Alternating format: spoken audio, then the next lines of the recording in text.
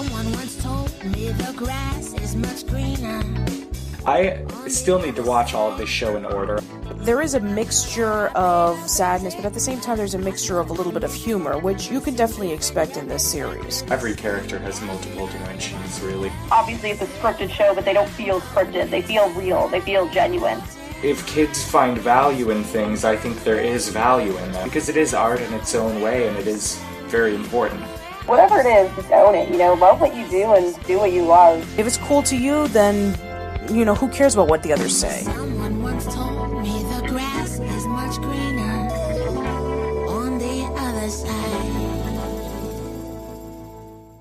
We immediately start out and we see Courtney, looking through her sort of compact mirror, and we see her already fascinated with Ginger's world, right? She's very interested in everything they do and all of the things, and they say something about they're calling frontsies for whoever gets, I always called it shotgun as a kid, but whoever gets, the front seat. And Courtney's just, mesmerized by that. She's like, what's frontsies? What does that mean? She's just so enamored with everything in Ginger's life, and that starts out very quickly in this episode. I do want to just generally say that this episode is one of the best first episodes of a show that I've seen, especially of a Nick show, because it doesn't give us too much forced exposition. It pretty much gets right in there. And we just learn, we have this dual montage of the girls painting their nails in their two groups. Ginger, her friends Dodie and Macy in one group, and then Courtney and Miranda in another. And we learn so much about them, and so much of the future of the show is set in those first 5 minutes. I feel like a lot of times, and with the pilots that we see too, that there's major shifts in the characters and who they are, and this one seems, and I'll have to see as the show progresses, but it seems like they figured out the characters pretty well at the beginning of the show. They know what they want to create, and they don't, like you said, it's not too much forced exposition. You just kind of are in a day of their lives, and it's very easy to follow, very easy to pick up on exactly kind of who these guys are. Absolutely. I mean, you have a lot of cartoons that when you see the first episode, it's either one of three things. It's a first episode that, it generally introduces the characters and the setting and all that stuff, but you get very little information about it. It's just one of those first episodes in which you get little bits here and there, but it's an introduction episode. Then you have an episode that has too much exposition, in which it just overwhelms you. And then you have one that, is the right balance between, you have the right amount of characters, a decent setting, and then it follows up into which you want to continue watching it. And I feel that As Told by Ginger is one of the best examples on that. That, Invader Zim's first episode, and Avatar The Last Airbender's first episode are, what I would consider to be, the prime examples for a Nicktoon in which you have a setup, you have characters, and you have this goal, and you want to be able to continue watching it so you can understand on where it's leading up to. Totally. And I also want to mention, in terms of introductions, Carl and Hoodsy's introduction is so perfect for what their relationship ends up being. We see them playing with these dentures, old person dentures, and they're fascinated by them, and they're picking, prunes off of them. It's so revolting, and so them. Yeah, they have quite a few revolting moments, so it definitely gets the stage set for that concept nice and quickly. We also, moving forward a little bit, Blake tries to blackmail them, but doesn't actually know, apparently, how blackmail works, because he tells him the information, and then says, I'm blackmailing you. Well, now we don't need to do anything for you, because you just told us the information we wanted, so thanks. And this is where we first learn about how, Ginger has to steal the enter sign from a bank to give to Courtney as a birthday present, and, Ginger talks to Darren about, what should I do? Should I steal the sign, or should I not steal the sign? If I steal the sign, then maybe there's a chance of me going to prison, or if I do steal it, maybe Courtney will like it, but if I don't steal the sign, then I'll have to show up with a crummy gift, and then my life will become a prison. And the only thing that Darren would say about it is that, well, I hear that prisoners get to sleep on bunk beds. I guess bunk beds are kind of cool.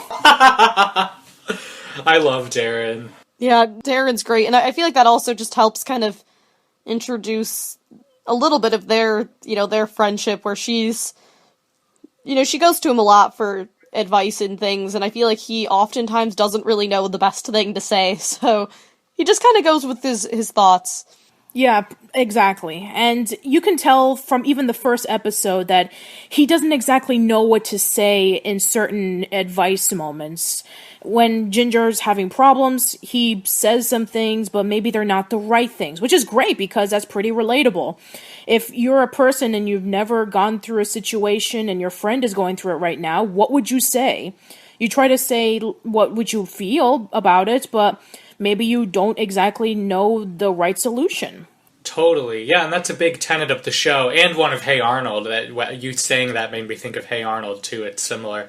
I even mentioned this when I was talking about this episode in my top 15 as told by Ginger's episodes list, that Miranda did something in the first episode that Princess Azula from Avatar The Last Airbender couldn't do to Iroh and Zuko throughout season 2. Trying to arrest them. Honestly. So yeah, I mean, Princess Azula, really evil princess who wants to capture them so she can be able to follow her father's orders. And, she has the power to not only firebend, but to shoot out lightning. She couldn't capture them until, she eventually convinced Zuko to capture Iroh in the last episode of season 2. But here we have Miranda. First episode, she arrests the main protagonists. Bravo. I hadn't thought of that comparison. That's hilarious. And one of the greatest things about this show is its continuity. Immediately from the second episode, when it starts, they're heading over to the nursing home for community service because they were arrested for Ginger stealing the enter sign from the bank. And that was a follow-up to the previous episode. I love the continuity as well, in multiple ways, because as we'll see, not in this episode, but later on, the eyeball comes back, and there are lots of little through lines that come up again and again throughout the show. Right before the time of As Told by Ginger and a few occasional animated shows, there wasn't a lot of continuity with every single episode. Every single episode was standalone, it was episodic, so you can just watch any episode of any cartoon and you would be perfectly fine with it. You won't have to worry about character progression or storylines. As Told by Ginger was like one of the first that really took the notion of, why don't we continue where the last episode left off and build up upon it. And that's a great thing because, it could have been just like any other, cartoon that aired at the time in which it was just like, this happened? Well, okay, we'll just fix it in some way. Like when Carl gets his petrified eyeball stolen, I mean, he could have probably gotten it back when Blake was climbing up to the treehouse, or Ginger was getting arrested. Maybe she could have, said something and trying to get herself out of it, and everything would have been back to normal. But no, one of the good things about it is that it keeps everything. It'll continue to stay that way throughout the series, and it builds up upon it. Yeah, I love that as well. The way that it has continuation, and I do want to give it some credit for not being so much of a continuation that you can't watch the episodes out of order to an extent. Like each episode is still can stand alone and you could still watch them and it's still, you understand it. But definitely I'm thinking, and part of the reason we wanted to watch it all so much is because of the continuation, to really understand the whole story as an arc. Absolutely. She goes to this nursing home where Carl meets an elderly woman named Maude, who is basically Ashli in retirement, let's be honest. I think I would be a little bit more sane, perhaps. Well, we'll check back in like 60 years. 60 years, guys, we'll be doing some kind of a Nicktoons podcast still. Yeah, we'll be looking back fondly on Pig, Goat, Banana, Cricket, or Fanboy and Chop Chop. Patricia, I was gonna say Pig, Goat, Banana, Cricket specifically. That's so funny. But yeah, it's actually really endearing how quickly Carl takes to Maude. I just called him Claude, which might be their couple name. I wouldn't be surprised if there's like a fanfic online that ships them so hard. God. We, of course, can't go very long without Courtney getting involved in an episode of As Told by Ginger. I actually didn't realize how involved Courtney is in the show. I knew she was a character, but at least in these first couple episodes, she's like a major role in all of it. Yeah, and the reason why Courtney's in this episode is because Courtney was so enamored with Ginger being arrested for trying to rob a bank that she wants to get to know Ginger more, so she invites herself for dinner. One of the things that I really do love when after Courtney is done talking to Ginger, she was talking to Blake, who's sitting there with the remote control moving the TV and stereo up and down. And she says, like, you know, you remember what Mama always says, you know, even if you're, you know, friends with a person, you have to be able to manipulate them and let them have, try to see if you can get it your way. And then she just smiles and says, you know, won't you be a dear and grab me my book bag? And then he just looks, he has this great face. And then he just walks over to get her book bag. That's a great scene. And what I noted there is that all of the kids are performing adulthood in this show. They're all either trying to be like their parents or just try to act like they're already adults and they're already independent, and none of them are. I think that's pretty common of middle schoolers as well, because you just, you know, you want to be cool, you want to be grown up. I feel like that's when, like, a lot of girls start wearing makeup and stuff, so you start feeling like, oh, I'm so old, I'm so mature, like, this is such a adult whatever, which, whether or not you're mature in middle school is pretty debatable. And then this episode takes a really dark turn. Out of nowhere, too. I like, didn't think it was real at first. I thought for sure it was going to go a different direction. Carl comes back in, right, or I don't even know if he does, but we flip back to them all at the kitchen table.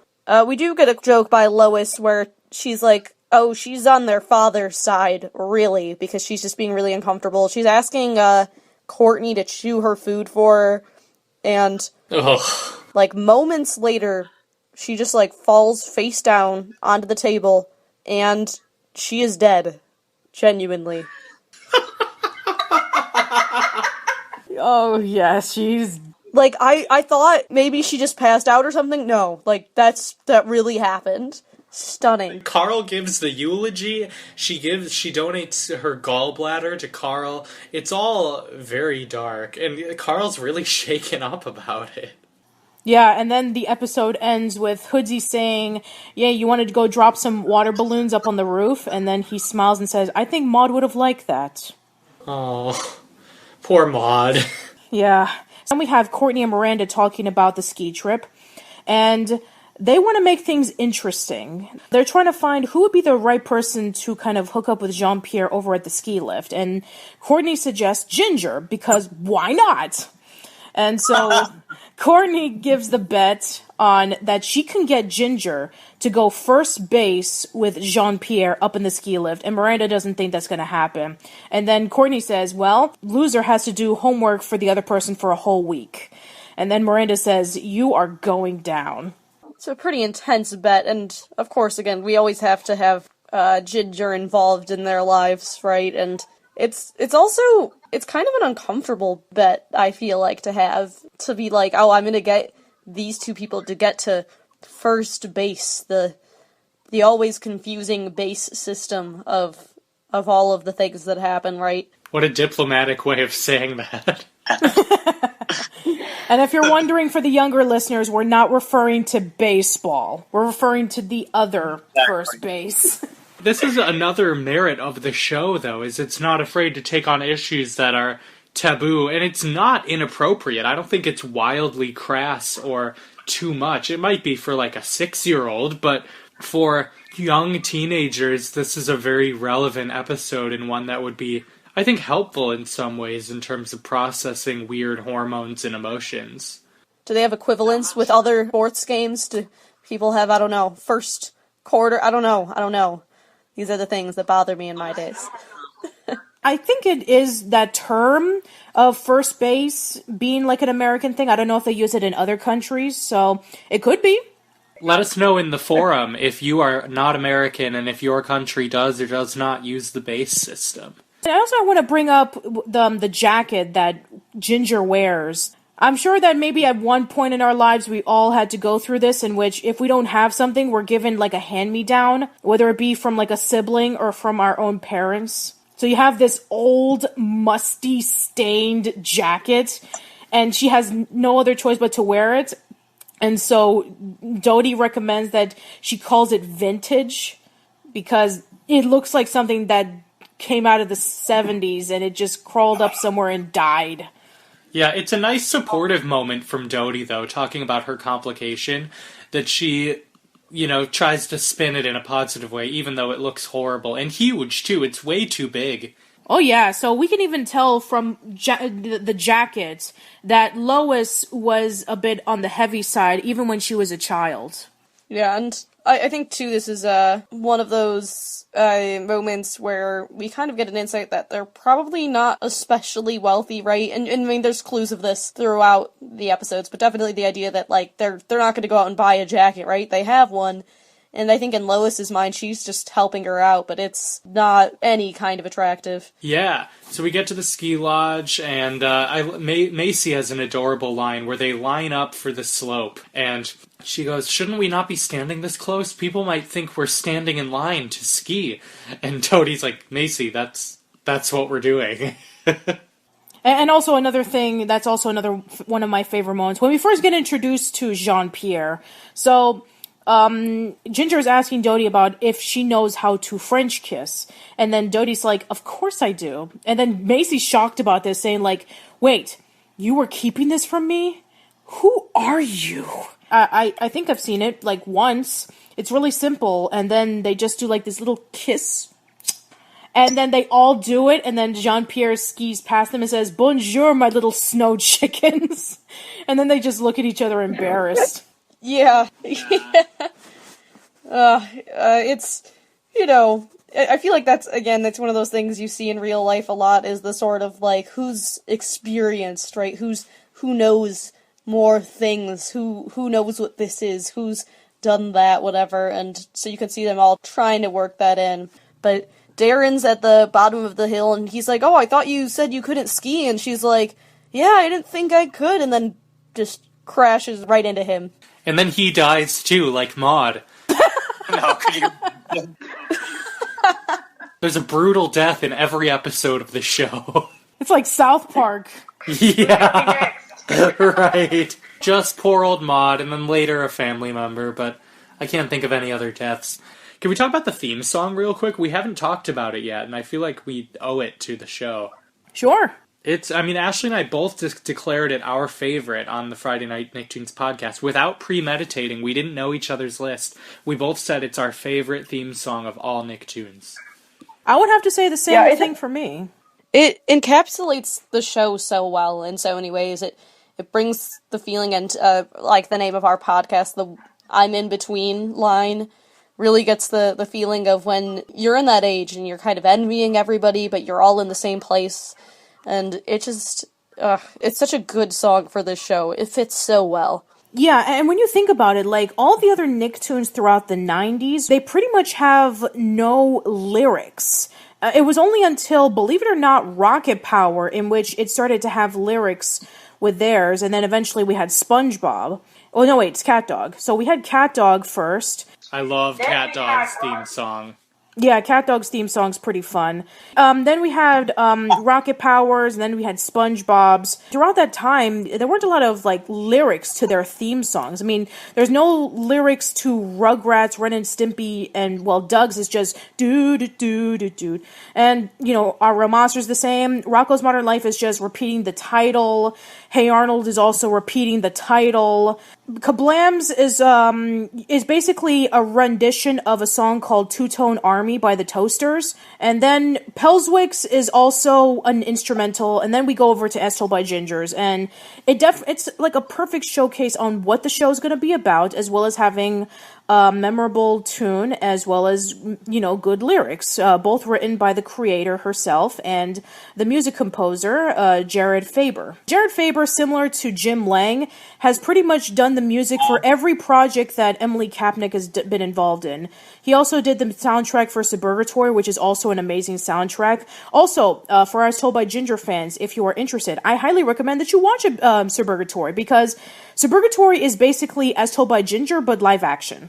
Yeah, I love this theme song. It's got this sort of muted, like 70s wah-wah guitar feel, and the lyrics are so relevant. And it was sung by a whole bunch of different singers, which we talked about on our show a little bit. We'll get into that more another day. It's just phenomenal. So I love at the top of this episode the contrast we see between the two families, from Courtney's family to the Fowleys, where they're having this prim and proper conversation about, sleepovers where they sleep on the floor, how delightful, how quaint. And then we cut over to the Fowleys when Courtney comes over to ask about the sleepover, and you just hear Lois yelling, "Will someone get the door?" And it's kind of chaos in their house, and this sort of, the classic Foutley vibe of like a little disheveled, but they're doing what they can, and it's so contrasted. Yeah, they're truly from two different worlds, Courtney and Ginger. You can feel it, and it's sort of one of those who has it better, grass is always greener on the other side situations, because Ginger has a lot more of a real, down-to-earth feel, and Courtney's somewhere else, man. She's in another planet, truly. But yeah, we have Carl trying to get the eyeball back. We have Ginger excited for the slumber party, and similar to the first party, Dodie and Macy are both very excited about the idea of Ginger being at this, because they're all fascinated with Courtney's life. They want to see her room, they want to know what's in it, they want to know what everything's about, and so we see that sort of excitement from them.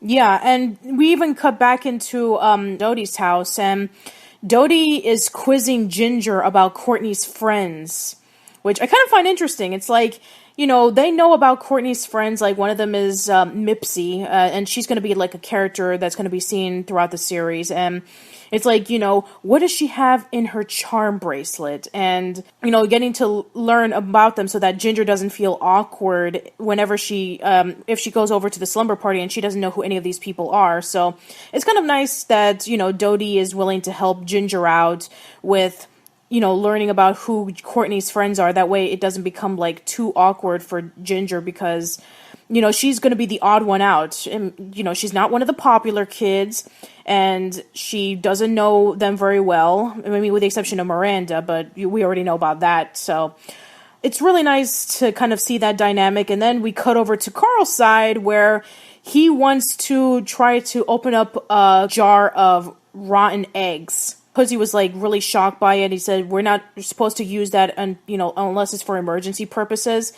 And so he opens it up, and it stinks up the entire house, and it even scares away Joanne's book club. Yeah, so they storm out, and Carl gets grounded, and Lois is like, she's been doing that big book club for 10 years, and Carl's very proud of himself, and okay, I probably seems like I'm obsessed with Dodie by this point, but I have another point about Dodie. Before the sleepover, Dodie is so living vicariously through Courtney's affection towards Ginger. Like, Dodie is not quite jealous, but she's so excited that their friend group is getting that attention through Ginger. So Dodie is quizzing Ginger on everyone who's going to be at the sleepover with flashcards about who their nicknames are, what their likes are. It's kind of creepy. Yeah, it's a little over the top, to say the least. She means well in a way. She's so obsessed with the idea of popularity that I feel like it kind of brings up some issues. I also had this thought when Hoodsy gets busted wetting the bed and they're all making fun of him. For some reason, I thought the plot was going to go if it went the typical tropey route. They're all laughing at Hoodsy and Ginger is trying to defend him. For some reason, I had it in my mind that she just starts peeing and then says, like, see, it happens to everyone. It doesn't happen. I don't know why I had that in my head, but I don't know where your mind is, Casey. Like, you know what I mean? In the leader embarrassing themselves to help out the little guy kind of way, where it would make dramatic sense. Yeah, dramatic sense, but not physical sense, right? No, not at all. Then we see Courtney and Miranda approach her, and Courtney says, well, Pody, I hope that you're an improvement on Brett. And, Dodie is really excited because this is kind of like, for her, she thinks that Courtney has practically congratulated her. But even though that she pronounced her name wrong, she still takes it. It's like, oh, I don't mind. I feel okay now. Let's go.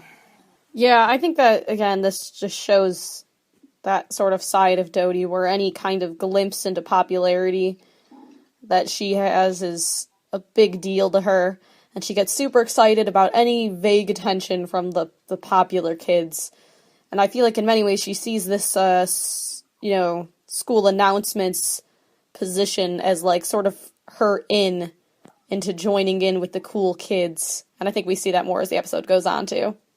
Yeah, that's definitely been a running theme throughout the show in the 5 episodes we've seen so far. It's been the concept of more or less every episode. Dodie is obsessed with the attention from Courtney towards Ginger, and it's this weird sort of, not even a triangle. Well, it might be a triangle, but no, it's like a square, because Macy's not really involved, but it's this weird, complicated relationship between Dodie and Ginger and Miranda and Courtney, and it goes all which ways. Yeah, and it's going to get even more complicated as the series progresses, so don't you worry. I do have a bit that was sort of like, that spoke to me very personally. When Dodie was getting ready to do the morning announcements, she's very much like me when I'm getting ready to start podcasting with Friday Night Nicktoons around this. She's sort of doing random vocalizations and just sort of getting her game face on before she's on the mic. And then Macy asks her, it's like, sounds good. What's it mean? Yeah, and then she's absolutely me here when she says, an on-air personality never knows what words she'll have to pronounce. Yeah, thankfully in ours we can edit, so you don't have to get quite as worried as Dodie does, but I can confirm Casey, right before we start up, he has his warm-ups and all that good stuff, getting himself mentally prepped for it. Woo! Woo!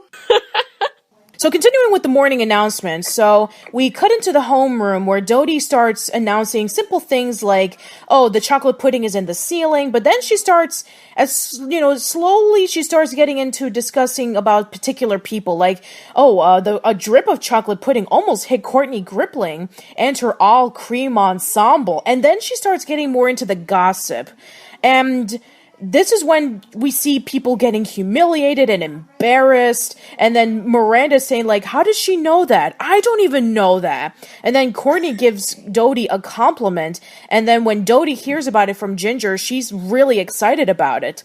And now she wants to know more gossip so that more people can get interested in listening to the morning announcements and that she can be able to have one step closer to being more popular. In reality, the school totally should have shut Dodie down the second she started talking about gossip on the announcements. That's so out of line. Yeah, that's actually exactly what I was thinking too. What kind of a middle school is like, we don't have enough gossip going around nowadays. Let's let her say it to the entire school over the announcements on a daily basis. This is a healthy thing. Let's let this keep happening. Like, it's a little ridiculous. Yeah, I mean, I don't know why the principal or any of the staff didn't tell Dodie, Dodie, we're not allowed to be talking about things that don't involve with the school, and they never do. They never say, excuse me, Dodie, we don't like the way that you told the students that one of our chefs in the cafeteria used to work at a prison. Or, you shouldn't be saying that one of the students had cheated on his girlfriend with another student. So, yeah, I mean, unless it's something like, maybe she was saying it in, like, one of those ATV kind of things in which maybe only a handful of students will be watching it. That could probably make sense, but she's saying it in front of the entire school. Everybody in the school is listening to her, and she never gets called out on it, which is kind of odd. I wonder if maybe Chet, when him being the announcer for so long, maybe it's like, maybe we can get the students to actually listen. So I have no idea. Maybe this is a desperation, or maybe this is just a offsite, but it's kind of confusing. And the teachers are kind of into it too, so it's not like the teachers are really going to make sure that it stops. Yeah, they're not exactly great influences here, is what it basically comes down to.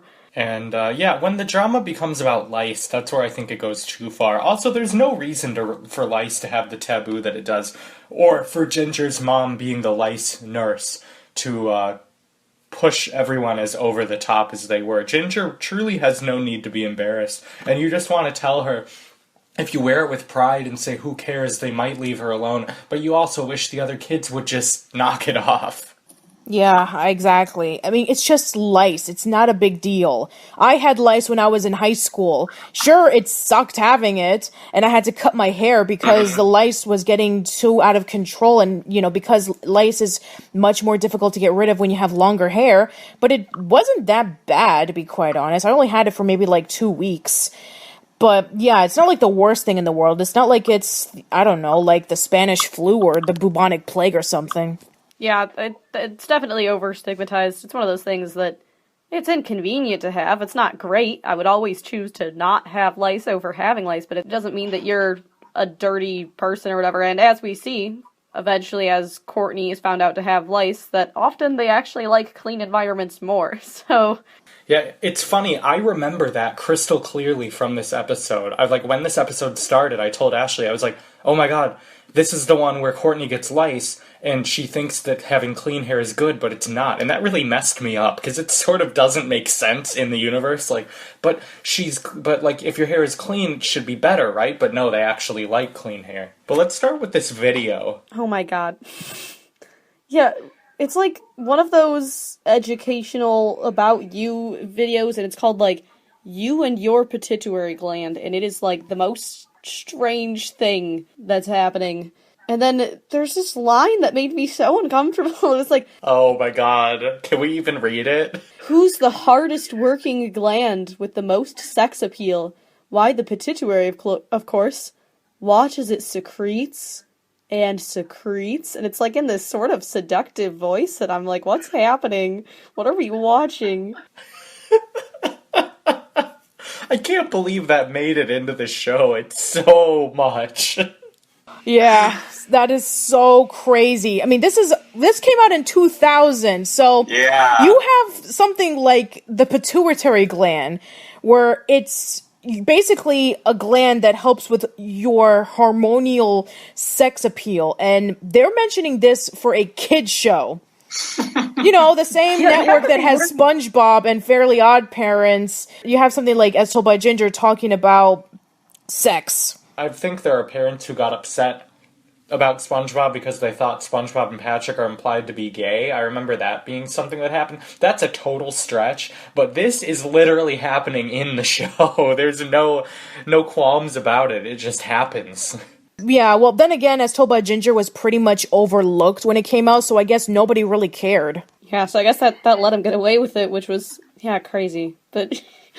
Anyway, so yeah, I just want to really ask a lot of you guys, especially with all of our listeners, when you were a kid or when you were in, middle school, were you forced into watching these kind of, old 1970s, 1980s feature films about, this kinds of subjects? Because when I was a kid and I wanted to learn about science and stuff like that, we always played Bill Nye the Science Guy or the Magic School Bus or something. And then when I got older, we started seeing things that were from the Discovery Channel or something. If it was the year 2000, this thing is clearly almost 20 to 30 years old what they were watching. Yeah, I was in elementary school in 2000, I believe. I would have been starting kindergarten in 2000, which is kind of weird. It was both. We watched Bill Nye, we watched that kind of stuff, but there was also, weird, old, poorly acted science videos that honestly are kind of great now, watching them, because they're just so hilarious. But, yeah, they were definitely a thing. Then Ginger starts thinking more into it, and then we have the dream sequence, where when Ginger is riding bikes with Darren, And, she's sitting on the pedals. We see at first that she's talking to Darren about, oh, you're not going to believe what Miranda said about us. And then we cut into Ian. And then she's floating with the bike pedals. There's like this 1960s or 70s love ballad. And we have her floating by with Ginger and Darren saying, hey, you guys make a really cute couple. Then she enters the school and Miranda's holding the door for her. And then we cut into her flying into Darren's tooth. And she's kind of confused about the dream. She's wondering, is this really true? Are Darren and I meant to be more than just friends? And we do kind of see her questioning that throughout the episode. Yeah, and again, I say this about the show all the time, but this is so real. Like, I feel like, all the time there's this sort of feeling of, like, are we just friends, are we not? And I think also you'll see a lot of times the suggestion of another person saying, like, oh, like, do you like so-and-so? Gets you, like, so in your head about it. You're like, no, but does it seem like I do? Do I? Like, what's happening? Especially when you're younger, you're kind of just trying to figure out, like, what any of this is. So just totally feel that confusion. Yeah, when Kevin and I were first starting Old School Lane, we've received, like, maybe a comment or two saying, like, are you guys boyfriend and girlfriend? And I'm like, no, Kevin and I have known each other for 20 years. We're not that close. We see each other as brother and sister. I mean, maybe there was one time in which I did have something like that when I was in high school. But when I told Kevin this, he was like, I feel really uncomfortable. I cannot see you as us being together because you are my best friend. You are like a sister to me. And I'm afraid that if we start going out with one another and if we ever argue, then I'm afraid that our relationship's going to be over. So we never pushed it to another level. We stayed friends ever since. And Kevin has an amazing girlfriend, Christina, who I'm also really good friends with. And I'm not jealous whatsoever. We know our path in which we're friends, we'll always stay friends, and we're never going to go into that other level. Yeah, I guess I should take this moment to quell the rumors of Ashli and I, no, of which there are none.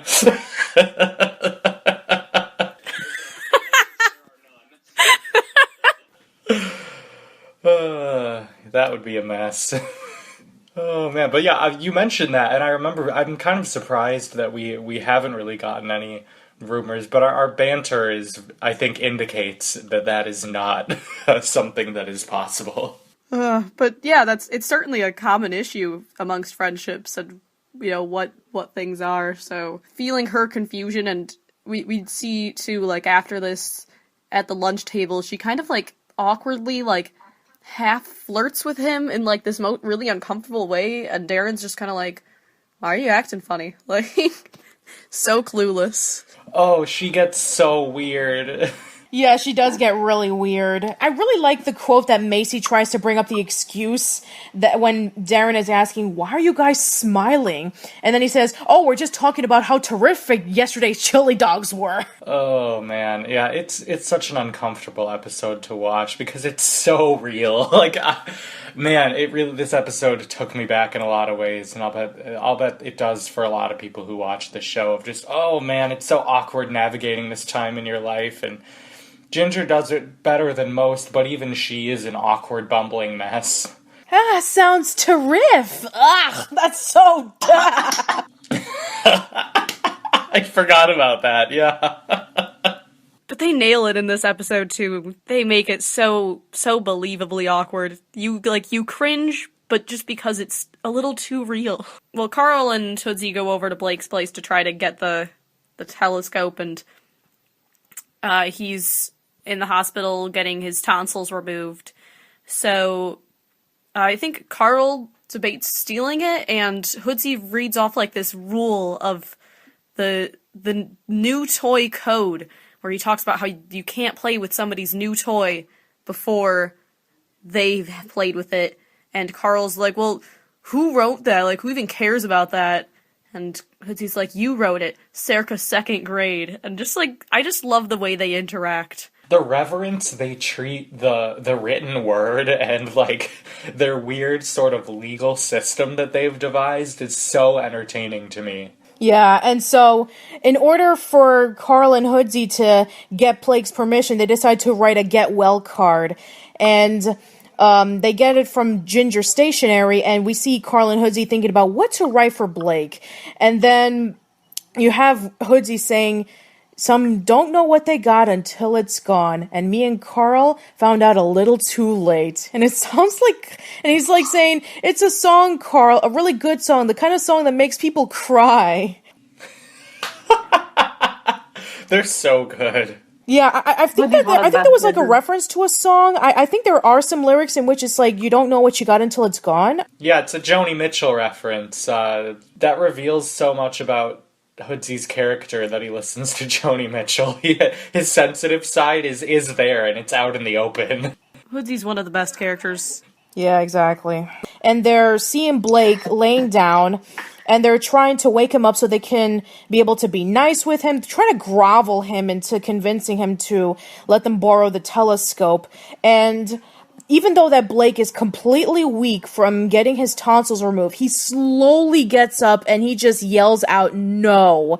And Carl and Hoodsie are feeling pretty defeated until they go into the room where the body parts are being held in mason jars, and they're treating this like they just went into Disney World. They're saying it's like the most magical place in the world. When Hoodsie finds Blake's tonsils, Carl has this little tear in his eye, like he had just found a toy that he's always wanted for Christmas at like 0.5%. Yeah, it's a pretty magical moment for them, and you know, things in jars, as we saw the eyeball earlier, are very precious to them, so they're pretty thrilled about it. And now they have his tonsils, which I think they just have them at the end of the episode. Is that right? Is this another one of those moments where we'll have to watch and see what happens? Yes, trust me, the tonsils will be coming back. I'm sure. Yeah, they're so gross. I do love when they first approach Blake on the hospital bed, Hoodsie puts on this, like, sort of parent voice, or, like,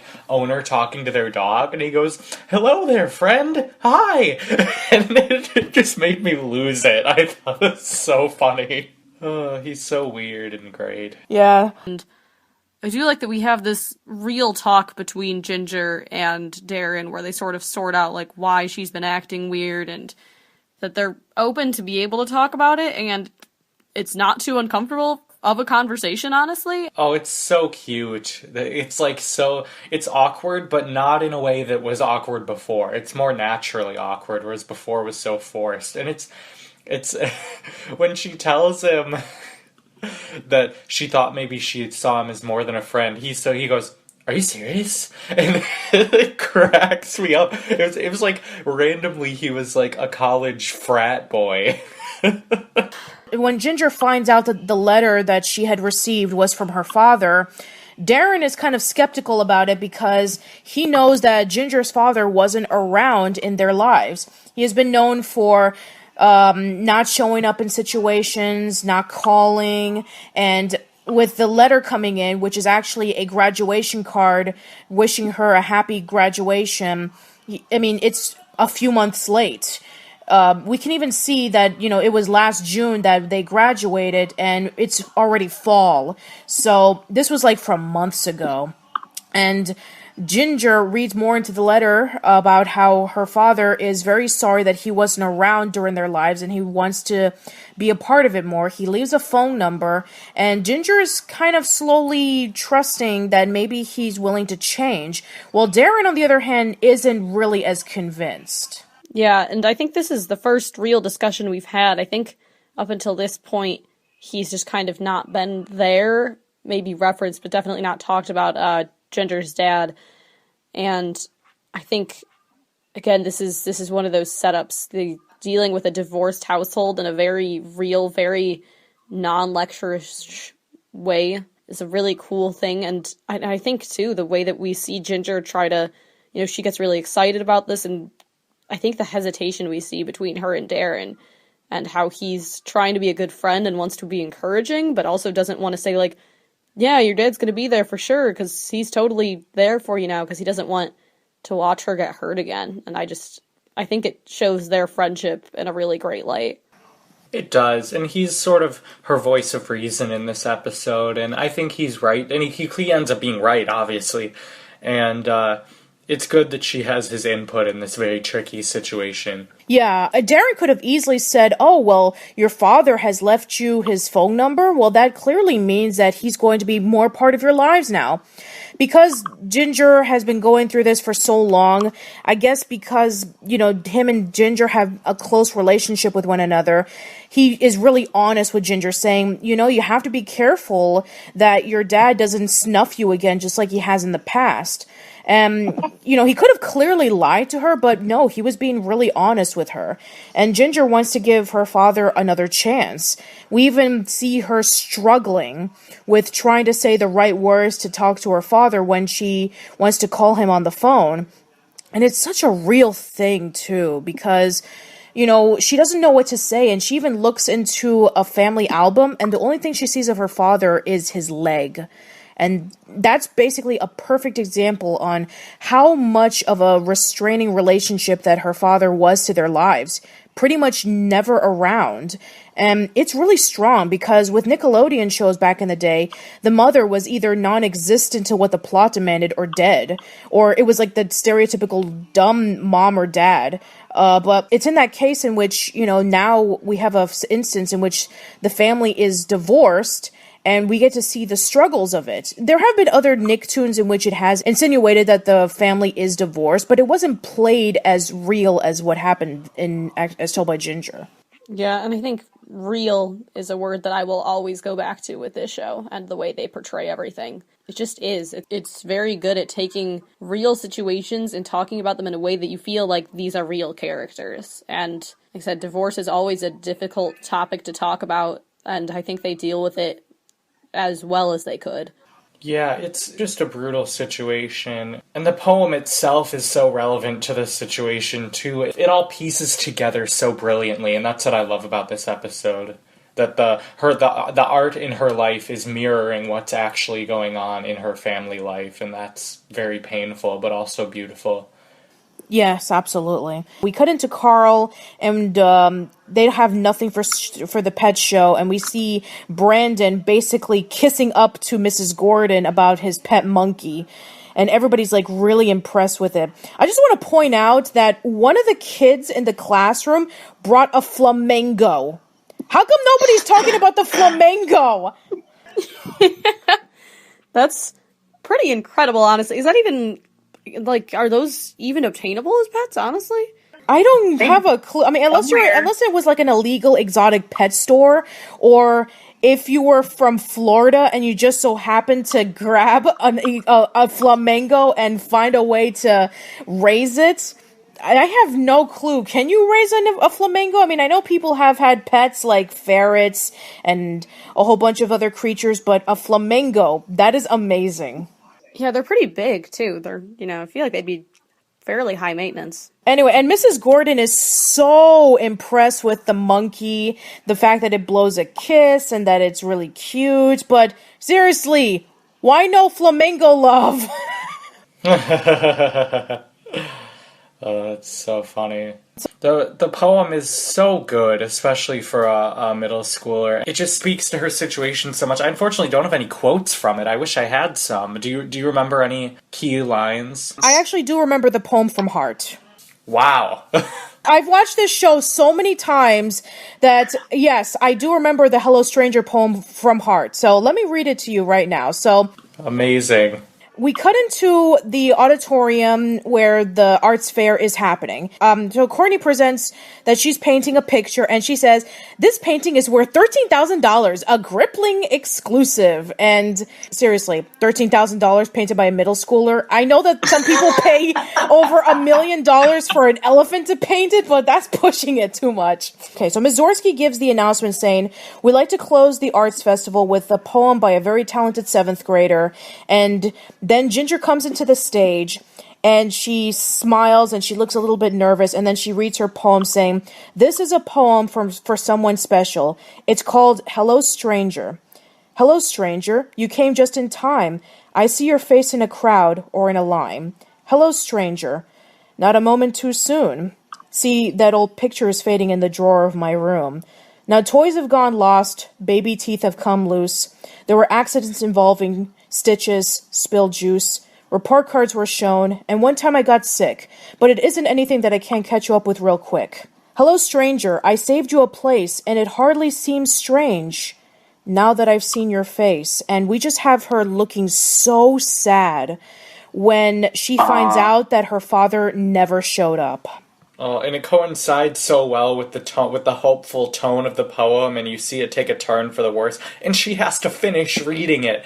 Oh, it's so tragic, and the poem is so good. I love the bit about nothing I couldn't catch you up on real quick. Like, she's so ready to have him back in her life, even though he's missed so many things.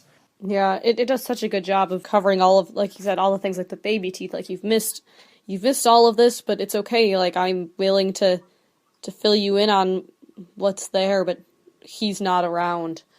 And you feel that pain. It's such a well done moment, and we also then get this touching moment. We found out that, I think a little bit earlier, but Lois sent flowers and said to put a card in it from her dad.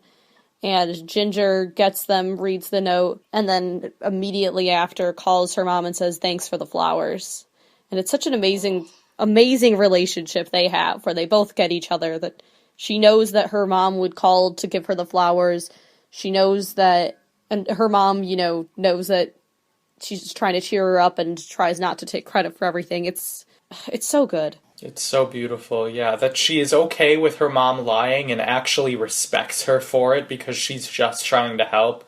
It's so magical. Yeah, and as mentioned in the last podcast before, but this episode, according to Emily Kapnick on Twitter, when a fan posted that there was going to be reruns on The Splat, she said, thank you. She said that, in her opinion, is her personal favorite episode because she went through the same thing. So she also was raised by a single parent. And however, unlike Ginger, she actually switched in between with her mother and father. And, you get to see more of the father's perspective if you ever watch Suburgatory, in which the main character, Tessa, is raised by a single dad. So, but, for the most part, she was raised by a single mom and her sister. And Emily went through the same thing when she had to raise her son by herself. So, I guess even still to this day, when talking about Hello Stranger, it still has a special place in her heart. And also I want to thank somebody who shared this article with me, because apparently a few months ago, when As Told by Ginger was celebrating the 10th anniversary of the final episode, Emily Kapnick was interviewed by Entertainment Weekly, and she was talking about how much of an impact that Hello Stranger was for her when she was writing it. Here it is. A lot of Ginger's stories were borrowed from my childhood, and the childhoods of the people working on the show. I identified with her a lot. It was a personal show, and Nickelodeon let it be that. And let me just read to you about what she said about Hello Strangers. Okay, so the question from Entertainment Weekly was, do you have any favorite episodes? And she said, I would have to say that I love Hello Stranger. That was the first one we got an Emmy nomination for. We wound up having 3 Emmy nominations. It's remarkable because there were primetime Emmy nominations. We were up against shows like The Simpsons. People were like, what is As Told by Ginger? No one had even heard of it. And then she talks about another episode that was her all-time favorite besides Hello Stranger, but we'll get to that much later on. So we start off with a fire drill, and that already took me back to elementary school and middle school days. And we get an interaction between Dodie and Miranda that lasts longer than they've ever interacted before, and it's fascinating.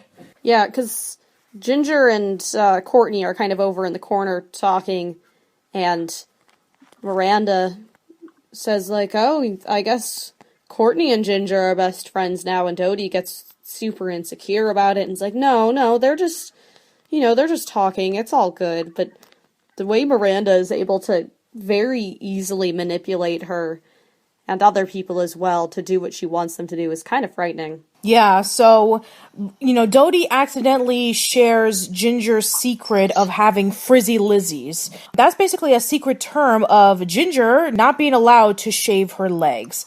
And Miranda decides to use this as an advantage to use as blackmail to saying to Ginger, you better do my homework and please stay away from Courtney, or else I will be saying your secret in front of the entire school. And this secret was actually referenced in an episode that we talked about a few weeks ago, Sleep on It, in which when the girls are playing Truth or Dare, and Ginger is hesitating on saying her truth statement, Dodie is screaming out, no, don't say anything about your hairy legs, Ginger. So, there you go. We actually knew about that Ginger had hairy legs, even before this episode came out.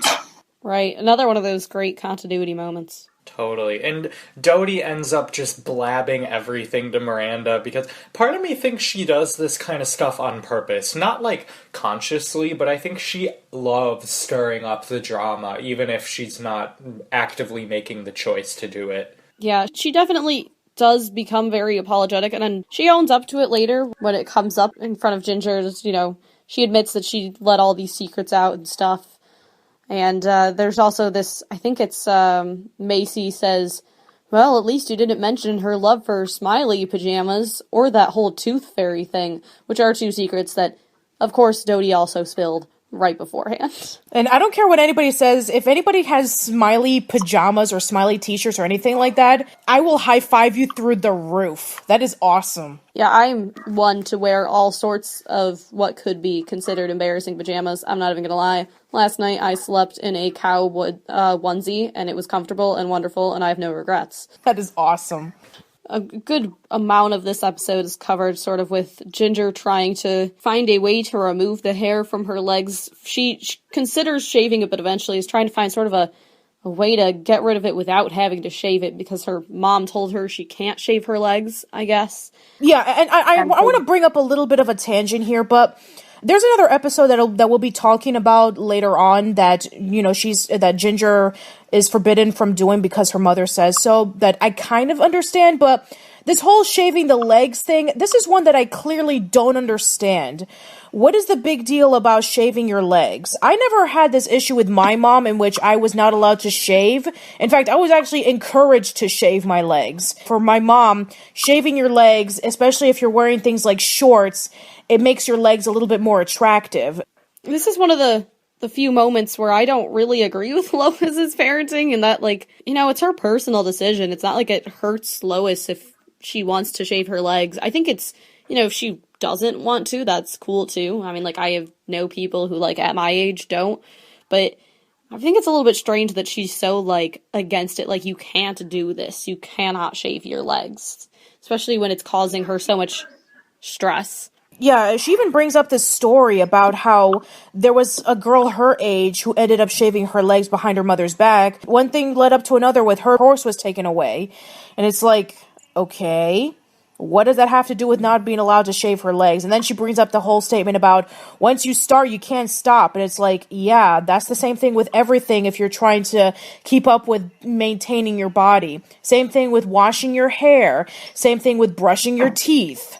You have to do these things so that you can be able to stay consistently primed and prepped and, consistently clean. That's actually how it works. Yeah, it's definitely one of those things where I'm I don't know. I don't want to, by any means, bash Lois. I love her. I think she does so many things so right. But this is definitely a time where I'm well, maybe she could, though, just shave them if that's how she's feeling like doing it. But so it goes.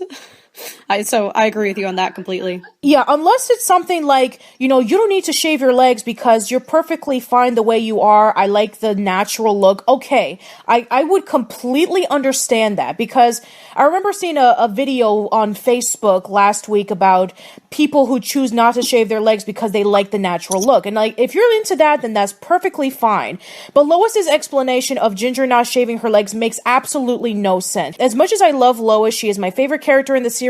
This is one I'm gonna have to sadly disagree on her advice on. Yeah, absolutely. I guess Casey probably hasn't gone through the same struggles. Well, no apologies necessary. And I am with you guys. It's a weird moment for Lois where I think she's just having a hard time letting go of her little girl, Yeah, but she was kind of open to the fact that Ginger was going to get first base in the episode stealing first, so there's that. That's true. That is true. That's a way bigger step in, your little girl growing up than losing some hair on your legs. So then when we have Carl putting on the wig at the doghouse with Hoodsy, and then he kind of like puts it on, over his eyes, he has this fascination of acting like a wolf, acting completely wild. And then eventually that slowly transforms him into wanting to become Wolf Boy. Yeah, this is one of the weirdest ones. He's very dedicated. I'll give him that on pretty much all of his antics. He's very dedicated, but this one, he makes it like a full-time job to act like a wolf. But he says things like to Lois, like, do you think you could pick up some hay for my pen and stuff? He's the king of phases, man. Yeah, he really is. He commits hard to every weird thing that he decides to do. Also, I have this weird moment where Ginger's hiding under the stairwell and she's mortified. And she says to Macy, like, oh, I can't just hide under stairwells my whole life. And I just had a feeling. I feel like I've watched the show enough now to know their relationship. And I knew Macy was going to say, well, technically. And she did. She was like, well, if you had, non-perishable food and blah, blah, blah, you could probably make it happen. I thought that was so funny. Yeah, 'cause switching back over to the Carl side plot, I love how all the kids buy into this whole Wolf Boy thing right away, and they're obsessed with it, and Hoodsy as his wrangler is fantastic. Yeah, he basically looks like a ringleader when he says, step right up and come see the amazing, fantastic Wolf Boy. And all the kids are just circling around, and then we have Brandon wanting to give Carl a veggie burger, thinking that he'll be fooled by it because it tastes like real meat. By the way, just want to let anybody know that it's in rare occasions that does tend to happen, but, with, like, the processed veggie burgers, they don't taste like real meat. I'm sorry. Yeah, I've got to agree with you on that one.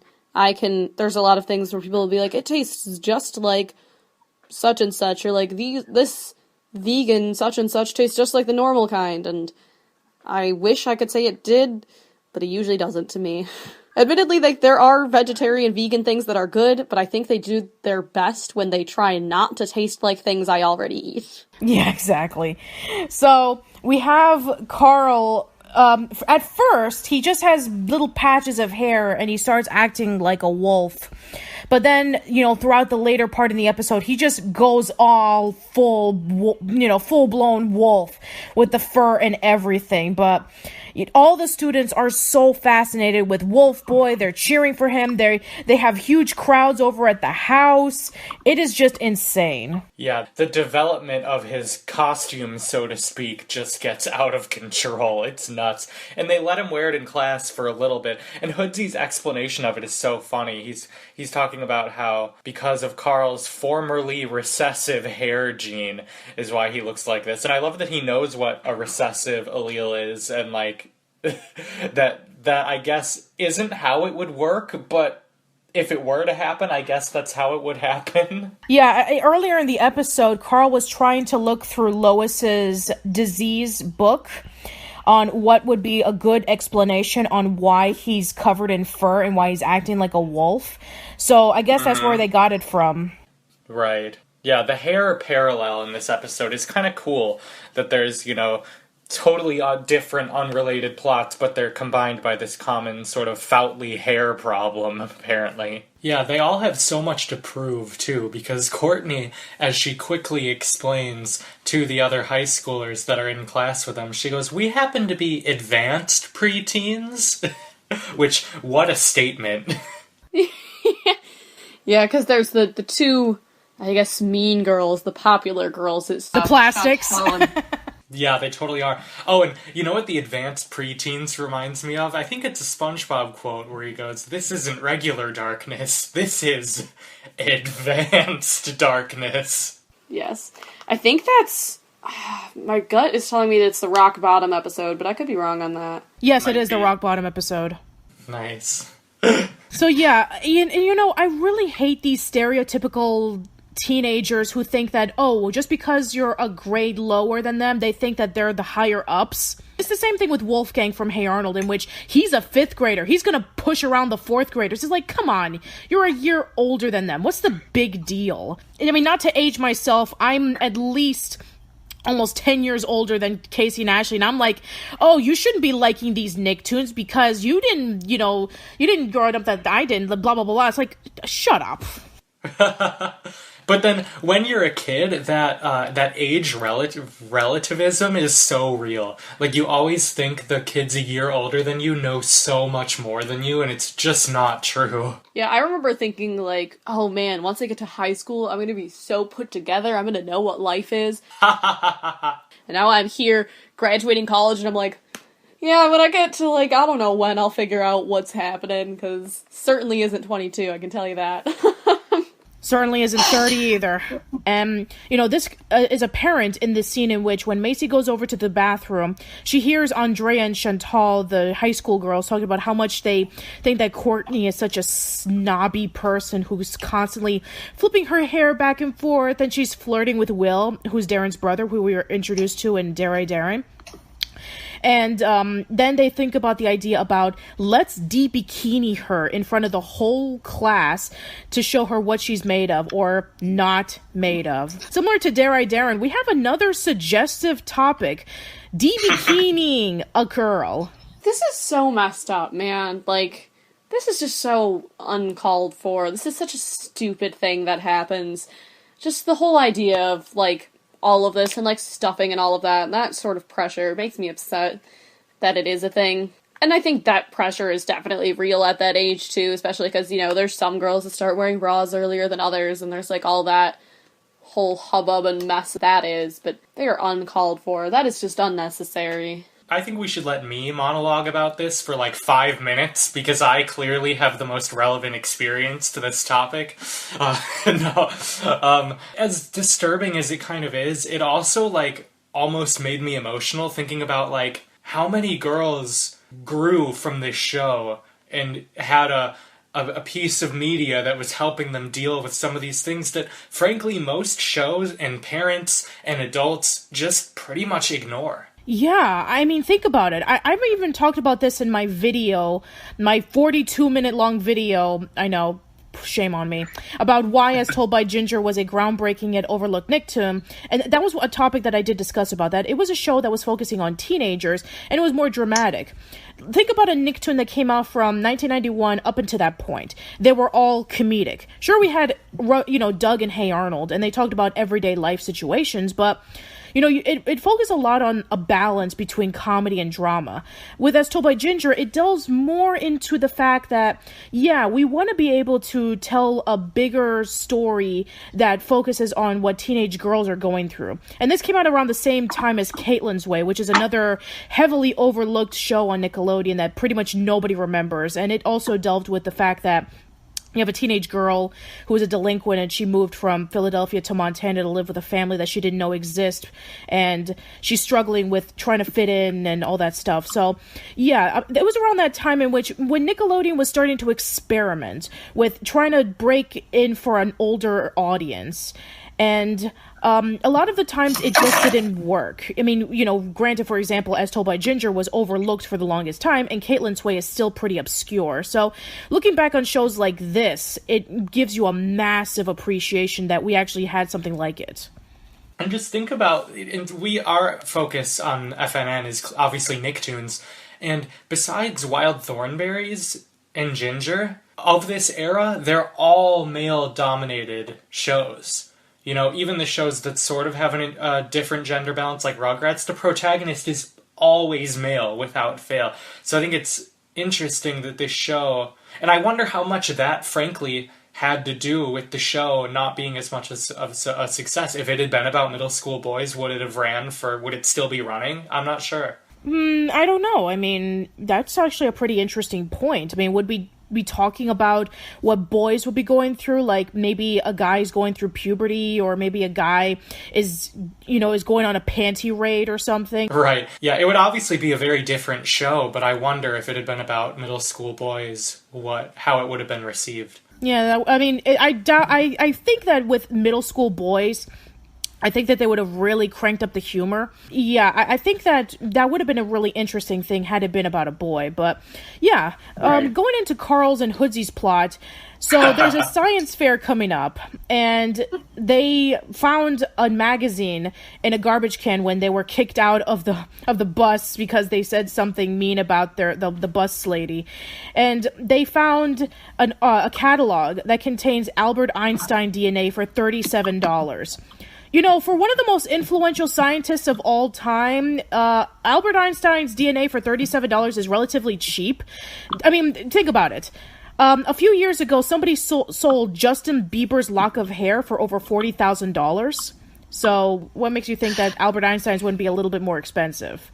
Yeah, and also, I mean, with the preservation of that and all of the things that go into keeping the DNA and being able to even be sure that it is his, I would imagine $37 seems relatively cheap to me, too. I mean, and if you know anything, like, I do, like, research in a lab, and I can tell you that there's, like, proteins that we get that are, like, $300 for less than, like, a milliliter of them. So, yeah. And also, it's clearly just not Albert Einstein's DNA, right? Can we just say that out in the open? Because there's just no way. Right. It must not be. Maybe it is Albert Einstein. Maybe it's Albert Einstein from Milwaukee. Yeah.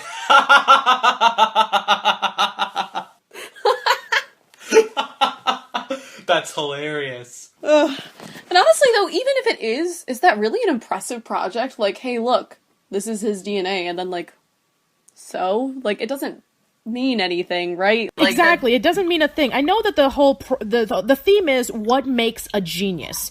And just having DNA, it's like, what are you going to say about it? Just because a person has certain DNA that makes them special. It's kind of like when I think it was like there was an experiment about of the scientists who think that, you know, if he's able to get a professor's brain and he puts it into another body, would that make him smarter? It's like, no, the brain is the same. The point is that some people are born with learning certain abilities, you know, more than others. You know, some people have more intellect with art. Some people have more intellect with science. Some people have more intellect with math and with a whole bunch of things. So, yeah, it doesn't really matter about DNA or, you know, brains or anything like that. It's just with Albert Einstein, he was, I mean, if you know about Albert Einstein, especially since there's there's a recent miniseries of Albert Einstein that just came out, if you're interested in checking that out. But yeah, Albert Einstein, he wasn't a good learner. He just didn't really do well in school, and he was basically told that he was just basically a failure who will never do anything good in the world. And, you know, later on, he realized his full potential. He went into the world of science, and, you know, look where it came out of it. You know, the study of relativity and the atomic bomb. Make of that what you will. But yeah, it doesn't really matter if you present anybody's DNA. It's just that if you know about Einstein and you can do a hypothesis on it, sure, but just having DNA is nothing. And this is one of my favorite scenes ever. So when Macy grabs more appetizers and refreshments, she sees these two high school students kissing, and then she's like, oh, "Shame on you! Your mother teaches Sunday school." Yeah, that scene is great. We also get confirmation that Courtney is indeed a woo girl, because Ginger pulls her aside and goes, you know, maybe we don't want to play chicken, maybe we want to, you know, she's sort of trying to find a way to prevent what's about to happen from happening. And Courtney goes, "Oh, Ginger, I knew Miranda would do this, but not you. Like, don't get jealous." She goes, "Now let's go play chicken," and lets out just a woo as she walks back to the pool. And it's like, you know what? That makes sense. I feel like you yourself are a self-proclaimed woo girl, are you not, Casey? I am. That's true. So Courtney and I are akin in that. Sorry, I have one more quote before it becomes irrelevant. My favorite Macy quote of the whole episode, when they're on the phone with Courtney. Ginger's on the phone with Courtney, with Macy and Dodie listening in. And they're talking about the bikini again, and Courtney says, "I wouldn't be seen without one." And Macy just kind of offhandedly says, "Wanna bet?" Such a zinger. Such an amazing one-liner there. I feel like that is one of the reasons I love her humor so much, too, is kind of how offhandedly it is. Like, it's not thrown in your face kind of humor. It's more off to the side, casual. But yeah, this one covers a couple of big main things I feel like we all struggled through. One being school pictures, which I hate pretty much any of them that I've ever taken in my life. Yes, I also hate school pictures as well, because I'm going to be posting this on the We're in Between forums if you want to go check that out, or if you follow me on YouTube. I'm actually going to post it right here on the screen, but I actually have one of my old pictures from my old school picture day. I'm going to send this over to Casey and Ashli right now so they can see how disgusting I look. So give me 1 second. So yeah, what you're seeing on the screen or on the We're in Between forums, that is me when I was 5 years old. And God, look at me.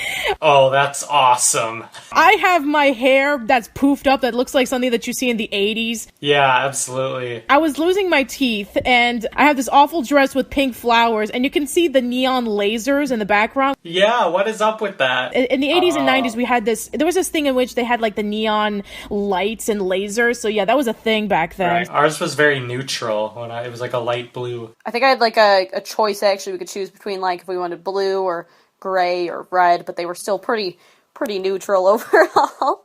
Yeah, that's wow. Well, at least you're not wearing fake up. I don't think I was allowed to do a fake up at 5 years old. Well, neither was Ginger. I was gonna say Ginger wasn't specifically allowed to not do fake up. Oh, that's true. Okay, moving on and getting rid of this ugly picture. First of all, I'm sorry. Okay, so continuing on with the plot synopsis. So Chet announces that school picture day has been moved to an earlier date, and they start freaking out. Courtney freaks out, Ginger freaks out, everybody freaks out. And we even get to that relatable scene in which Ginger, Dodie, and Macy are looking through their old school pictures, and they're really embarrassed by it, including me. And they're like fine, the pictures. It's like no one really cares about school pictures once they're sort of done with. Although that's not necessarily fair. My friend Jay and I went through our high school yearbook the other day and just sort of tore everyone to shreds, including ourselves. Yeah, I do not like to look upon my old pictures personally. I look a lot better now, so it's got that going for me. You keep telling yourself that. We'll see what you think in 5 years, Ashli. Hey now. Oh, I have another Macy quote to share right at the top of this episode. Ginger is on the phone with her mom, and she goes, "Is that your mom?" And Ginger says yes, and she goes, "Tell her I said hi." And then there's a pause, and then she goes, "Tell her!" Which she does, but yeah. They're going to the store because her mom needs some foot fungus cream or something, and Ginger's like trying to figure out where it is, and they're like, "Oh, why don't you like ask somebody?" And she's like, "What? I'm supposed to ask like what aisle has embarrassing things for parents?" And this employee just goes like, "Aisle 14. Yeah, this show is funny. I think I didn't expect it to be as funny as it is. I laugh out loud pretty much every single episode.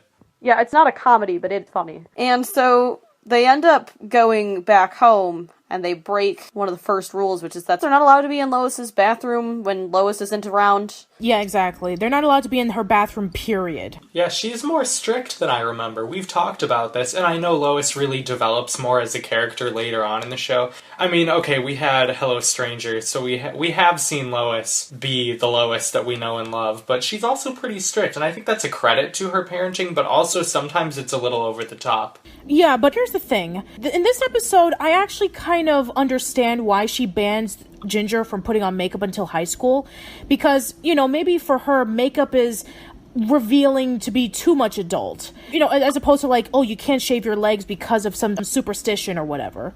So I guess I kind of understand that, but yeah, in this I mean, we kind of do see that Lois does have kind of strict guidelines, but in this one I kind of understand a little bit. Yeah, and it's definitely real. I can tell you, my mom let me wear makeup when I wanted to wear makeup. Like, the first time I brought it up to her, she was like, if you want to go for it, you can go for it. That's on you.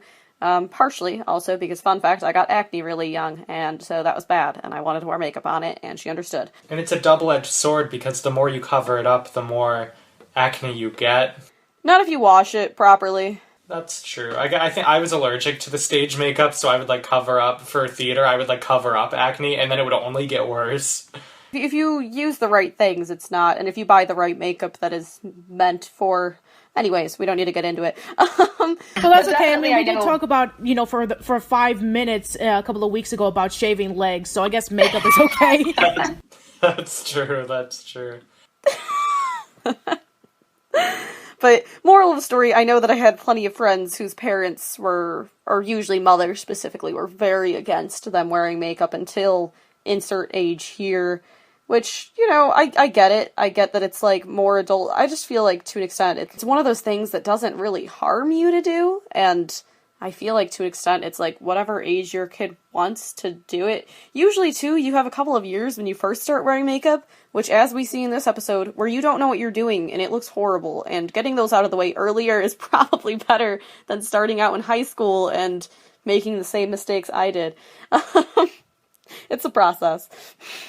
Yeah. And so now we cut into Carl and Hoodsy's plot. So they're taking out the garbage, and they meet up with Dwayne, who is the garbage man. And Dwayne was actually referenced a little bit in last week's episode of As Told by Ginger, in which the earwax that they got for their science experiment was from Dwayne.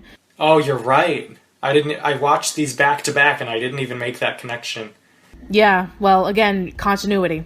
Right, and you don't know who Dwayne is at the time, really. But they do have this, when they're talking to Dwayne, and Dwayne is awesome, by the way. He's so far one of my favorite secondary characters.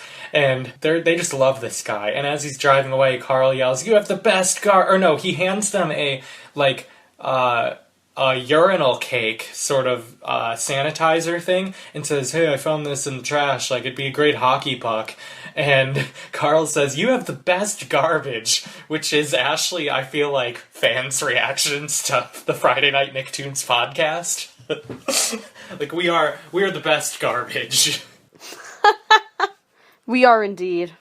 And in the meantime, we go back into Ginger's plot, in which they know that they are forbidden to wear makeup, so they decide that they're going to be creating makeup that they found in a magazine article called, they decided to call it Fake Up. So they have things like crushed crayons and raspberry pudding and gravy and stuff like that, and they're going to make, fake makeup in an easy bake oven. And then they decide that this is going to be a great loophole for them to wear makeup, even though it's not really makeup. Right, and it's a pretty clever solution, although for all intents and purposes it is very much still makeup. It's just not conventional makeup. And the Fake Up name is brilliant. I love the episode title, Kiss and Makeup. It's not really a kiss-related episode. I thought it would be, and that would have been extra clever, but... Anyway, there's enough preteen concepts in this episode. We don't need to throw kissing in there this time. Yeah.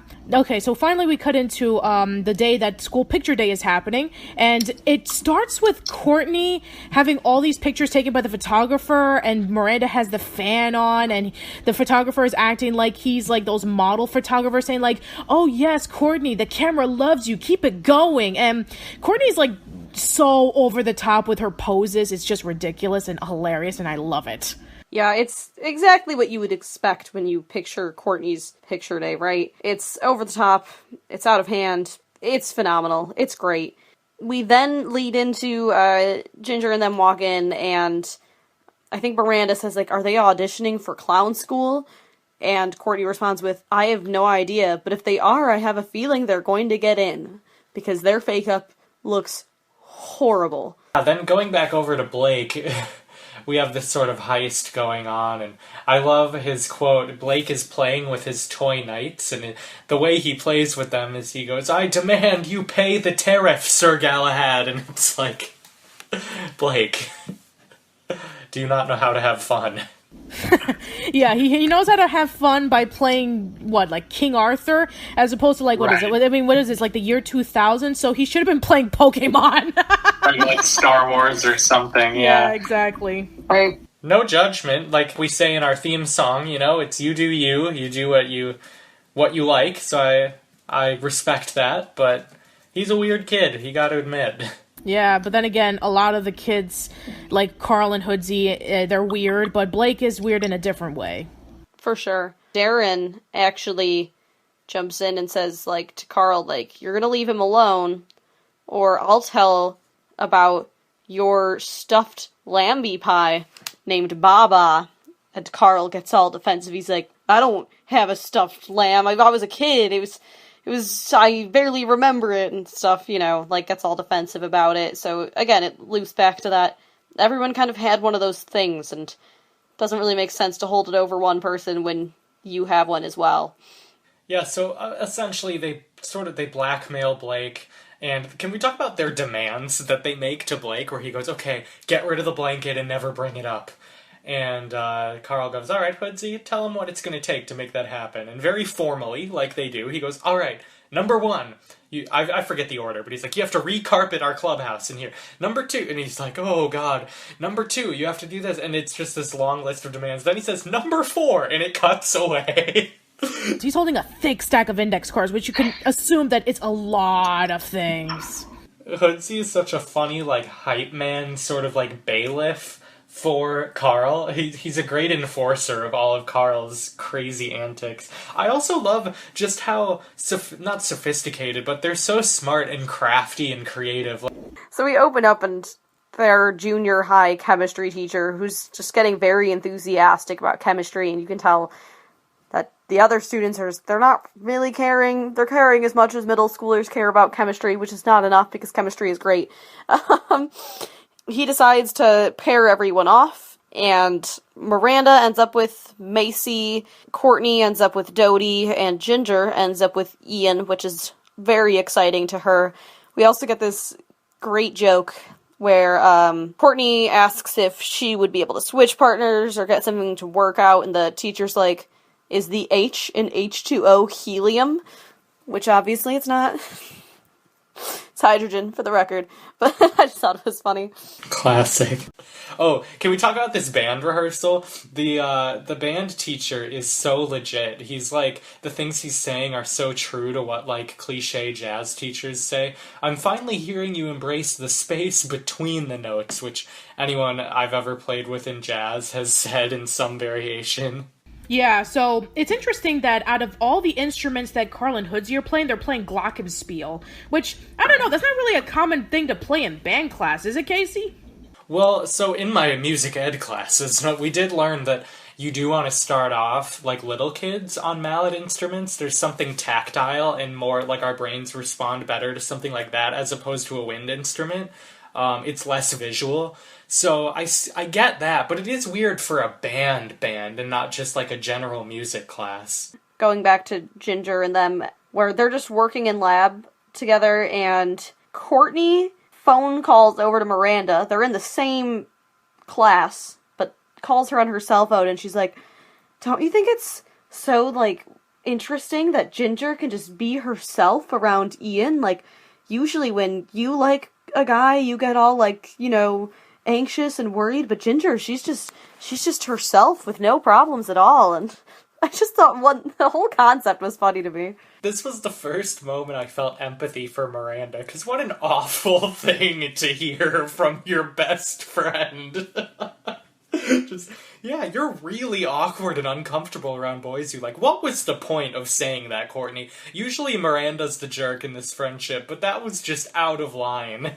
Yeah, I couldn't tell if it was just lack of tact or what. Oh, she didn't mean it, I'm sure, but man, those griplings really live in a bubble. Yeah, exactly. I want to cut back into the test. When Ginger finally confronts Ian saying about, I know what you've been doing, you're taking advantage of me so you can get an A, he finally confesses that he was doing that this whole time. And Ginger, even Ginger was slowly going to confess that he thought that he was treating her nicely because he liked her.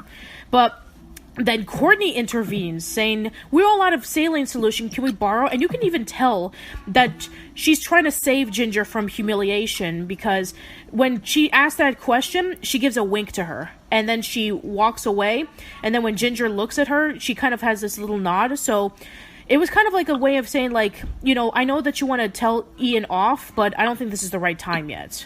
Yeah, that was interesting. Pretty quick into where we sort of get this theme of, are they too old or not for little Seal Girl, right? That has been their favorite since they were kids. And We've talked about this a lot, how, I mean, we are all adults making podcasts about Nicktoons, right? So we're obviously very much in favor of sticking with who you are regardless of your age, but that's definitely a theme that we see in this episode throughout. A question I kind of want to ask the two of you, because we've already discussed this and watched it together, of course we should discuss it again, but I'm wondering what hit you differently, and like what has sort of resonated with you since we watched it the first time, and now, you know, several months later, approaching it again, what sort of changed for you? You know, I think that for the most part, it really shows how relatable a topic is about when a person is making fun of you for of liking something that is considered to be uncool or juvenile. I've always felt that way, but kind of looking at it into a different perspective, we never see Macy crack down on the pressure of changing something because of either not being cool or being completely juvenile. We always we talked about, and the first time that we talked about this in the Friday Nicktoons podcast, we focused on how Ginger and Dodie were pressured into quitting the talent show because everybody was making fun of Macy with her little Seal Girl performance, saying that it was like really juvenile and she's going to act like a complete spaz. But we never really brought up the fact that Macy is one of the strongest. This is probably Macy's finest moment, in which, you know, of course with the little Seal Girl performance, but one of the things that I really overlooked the first time was that she never backed down even once. She never let pressure from, you know, people who are more popular of the status quo in school than her, you know, she would ever consider leaving the little Seal Girl. She's really passionate about it, and she wants to do it. She's always wanted to do it, and she's committed to it, because we even see her dressing up in the little Seal Girl costume. I mean, it's a legit costume, and she's really committed to it, and she's really upset that her friends aren't as committed to it. So that just goes to show you that even if something is really embarrassing or it's not cool anymore, then just go for it. Don't worry about what other people think. Try to be as strong as you can. Even if everybody laughs at you, then don't worry about it. It's not going to matter.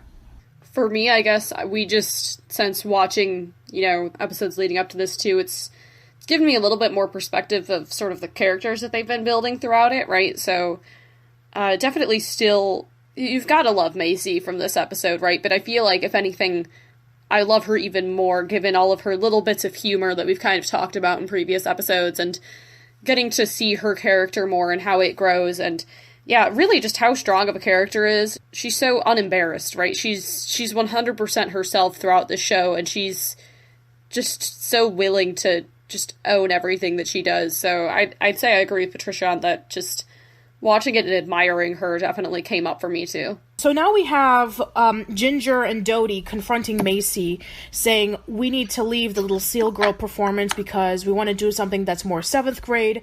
And Macy becomes beyond devastated, saying, I'm going to do this on my own if I have to. And then we cut into Ginger and Dodie trying various talents to see if maybe Macy would change her mind, but then she says no.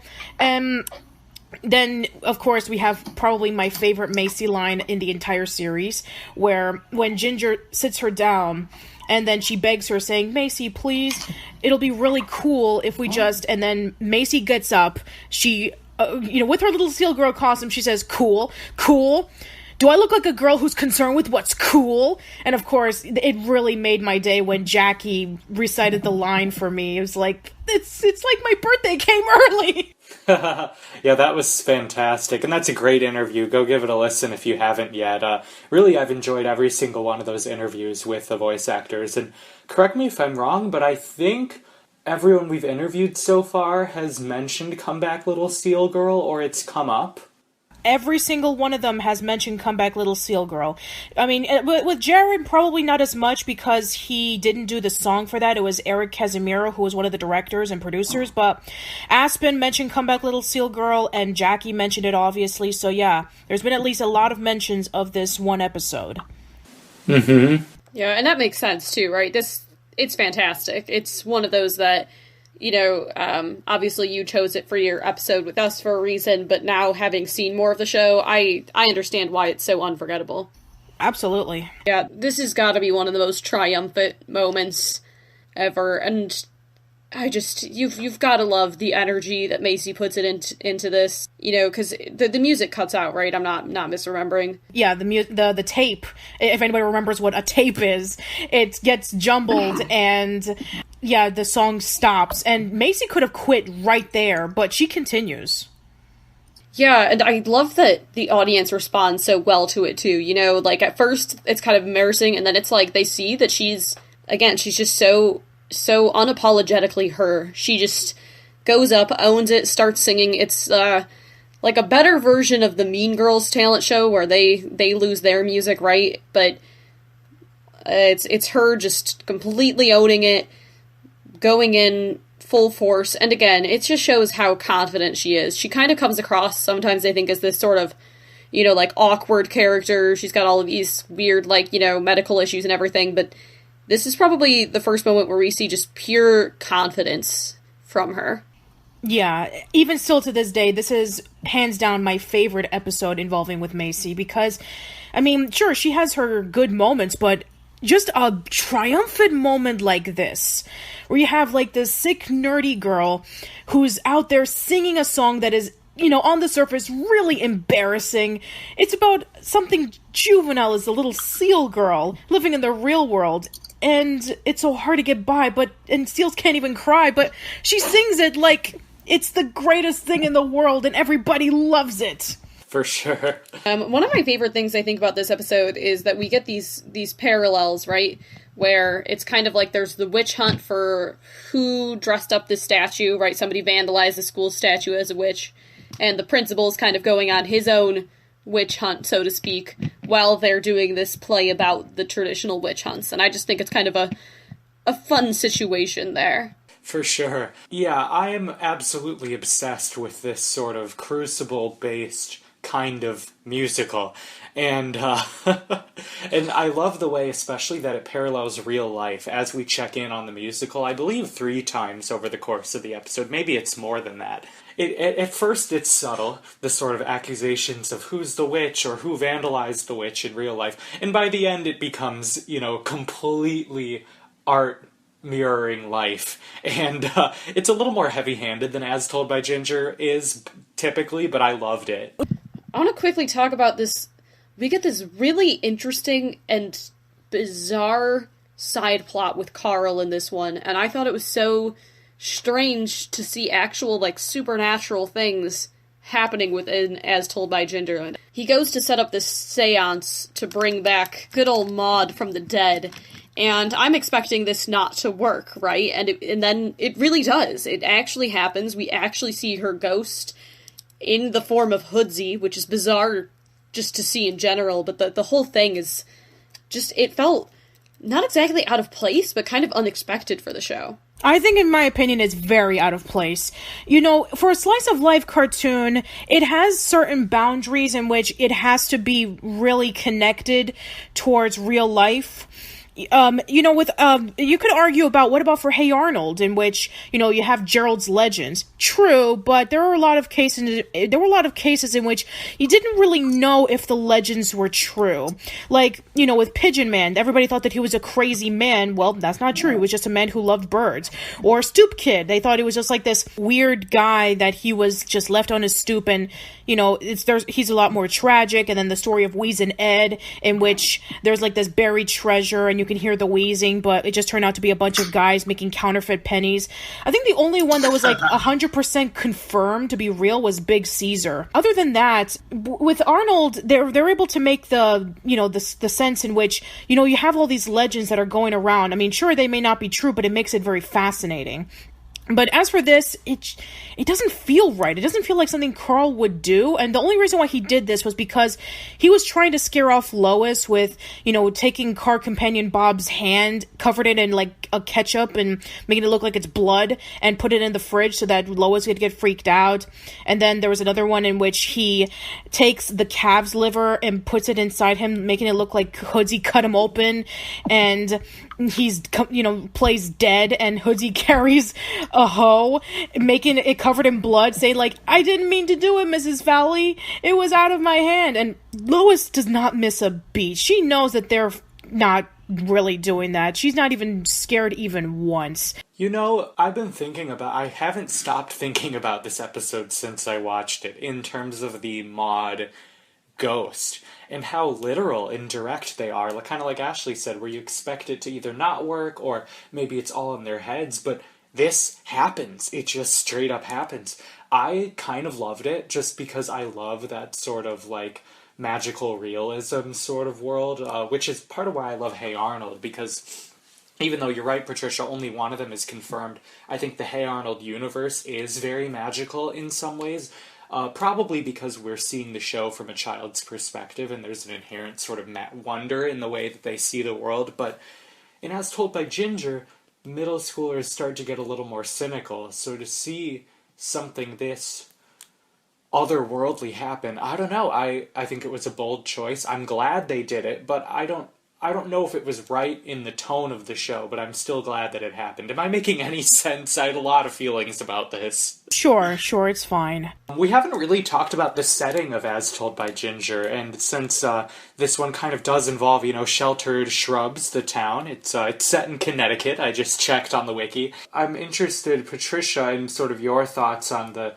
setting of the show and whether it makes a difference in the show or not. They pick a specific state, and I'm wondering if they're trying to make it sort of in every town, or if there was any purpose in that sort of setting. You know what I mean? Yeah, the reason why it's set in Connecticut is because Emily Kapnick was raised in the suburban area when she was young. She was raised in New York first by her mom, and then as time went on, she was raised, in a suburban area with her father. So it makes a lot of sense. I mean, it was more upstate New York, I believe, where she was raised by her father. I don't know why Connecticut specifically, but it does make a lot of sense that she would, choose a suburban setting. Also the same thing for Suburgatory, in which that also takes place in a suburban setting as well. Cool, thank you. You're welcome. There's this old 1950s cuspidor that he wants in exchange for watching over Muffin while he goes out of town, and it's just really odd. A cuspidor, out of all the things that Carl would want, why would he want something like that? It's just really weird. Carl likes his weird stuff, right? It's a strange item for him to like, but given all of the other weird things that they have in their sort of their doghouse there, it's not the most shocking thing that this is what they've decided to get, but it is certainly strange. I don't know. I know the episode is kind of scary in a sense because there's actual danger in the blizzard, but it's also kind of cozy in a way. It took me back to sort of being snowed in, and you're kind of just stuck with who you're stuck with. You can't go anywhere. Everyone's holed up indoors. It's interesting that Lois still has to work, because of course she does, because she's a nurse, and that completely complicates the entire episode. And then the snowstorm is so bad that Winston, when he's driving, he loses control of the limo, and then they get buried in the snow, and then not long afterwards, Courtney and Blake start to panic. They act like they've been in there for like either hours or days, but it's only been like a few minutes, and they're acting like this is the end of the world for them. Yeah, they're awful too. I don't know if we talked about that at all. They're just terrible. Courtney's getting all upset about how, I think it's like her phone isn't getting reception or something. And she's like, prioritize Winston. And I'm like, Courtney, he's trying to drive in this snowstorm, before they crash. And it's just, they're terrible. And they're only trapped in the car for, I don't know, it's a number of hours, but they're as dramatic as you ever could have dreamed that they would be. And it's one of those moments where you're like, I am so glad that I don't have to deal with you on a daily basis, because, wow, just the entitlement and the inability to take any sort of inconveniences. It's just so apparent how, cushy their lives have been. And, I mean, I understand, too, like, if I were stuck in a car in a snowbank or whatever, I would probably panic a little bit, but it's sort of the priorities that they have and the things that they're upset about that are just ridiculous. And which brings us back to Ginger, Dodie, Macy, and I think the general gag of Dodie constantly taking pictures on that now old-looking camera is so funny. I don't think it was supposed to be funny, but Dodie just snapping obnoxious pictures of everything kept cracking me up. That's still a thing, by the way. People taking selfies at, like, random moments or whatever is still very relevant today. Oh, for sure. But yeah, they're documenting it for their project, essentially. And that's another clever tie-in where they have this project about survival that they have to do, and now it's about themselves. I really, really enjoyed this episode. The moment where they think that the dog died because of them was horrifying and so dramatically effective for me. Hoodsey just takes a deep breath and says, "Gosh, Carl, life sure is fragile." And there's no joke or anything. It was so shocking. Yeah, it was pretty shocking, absolutely. It's definitely pretty terrifying for them thinking that the dog was legitimately dead. I mean, admittedly, if it were, there would probably be a little bit, there'd be more, blood and such around, but that's clearly not on their minds. They just see the leash and immediately assume, we have legitimately killed this dog. Thankfully, they didn't, and it's all okay in the end, but certainly not the most reassuring of moments, right? Yeah, the episode ends with the army truck coming in, and Courtney runs outside trying to see if she can catch up to them, and then she's being recorded by the news, and they just think that she's absolutely insane. God, she's a mess. She really is. She's something, to say the least. But, there she is in her pajamas, running because of this apparently unbearable life situation to her of temporarily not having food. One of the highest maintenance people, I think, that has ever existed. Oh, Ashli, we've got to talk about the guitar moment. Oh, I forgot about that. So Courtney decides, to try to lift their spirits. They're going to sing some songs, and she has Winston playing the guitar, and she's like, just put, do a key of a G, F, J, whatever, just play. I'll improvise. And I said that's me to Casey when we made our musical thing. I don't know, that you might have caught our little mashup. He was like, would it help you at all if I printed out music for you? And I was like, nah, I sing. I don't know music. It was Ginger on guitar, wasn't it? Not Winston? Yeah, Ginger plays guitar. And Courtney, I don't think she's making a music joke. I don't think Courtney is aware that J is not a note or a key. Yeah, I at least know that much. I don't know a lot about music, but I do know that one. Yeah, this was a very interesting episode in terms of involving politics. It's not necessarily an inherently political episode, of course, but it does get closer to that than we've ever seen. And but on a completely unrelated note, my favorite Miranda-Courtney interaction happens at the very beginning of this episode. And there's a lot of good Miranda-Courtney interactions in the show. Courtney says, "Miranda, I need you to," and Miranda gets all excited, and she goes, "Yes," and then she goes, "Hand me the phone so I can call Ginger," and I started, screaming. Yeah, and we get, of course, a lot of that jealousy, right, of Miranda towards Ginger and the weird relationship that Courtney and Ginger always have. And then she does kind of counter with it, well, you can't be me, because then who would be my best friend? But, you can sense a little bit of salt, I would say, on Miranda's end there. Yeah, and so while Miranda and Courtney are eating lunch, she starts not feeling well, and then it turns out that she's actually allergic to the mystery meat, and her face is completely bloated, and she looks awful, and that's when she decides to get Ginger to be the person in charge of portraying as Courtney. And then they, say a whole bunch of tips on how to act like Courtney. She has her hair styled up like Courtney to try to convince the senator's son to stay at Lucky Junior High.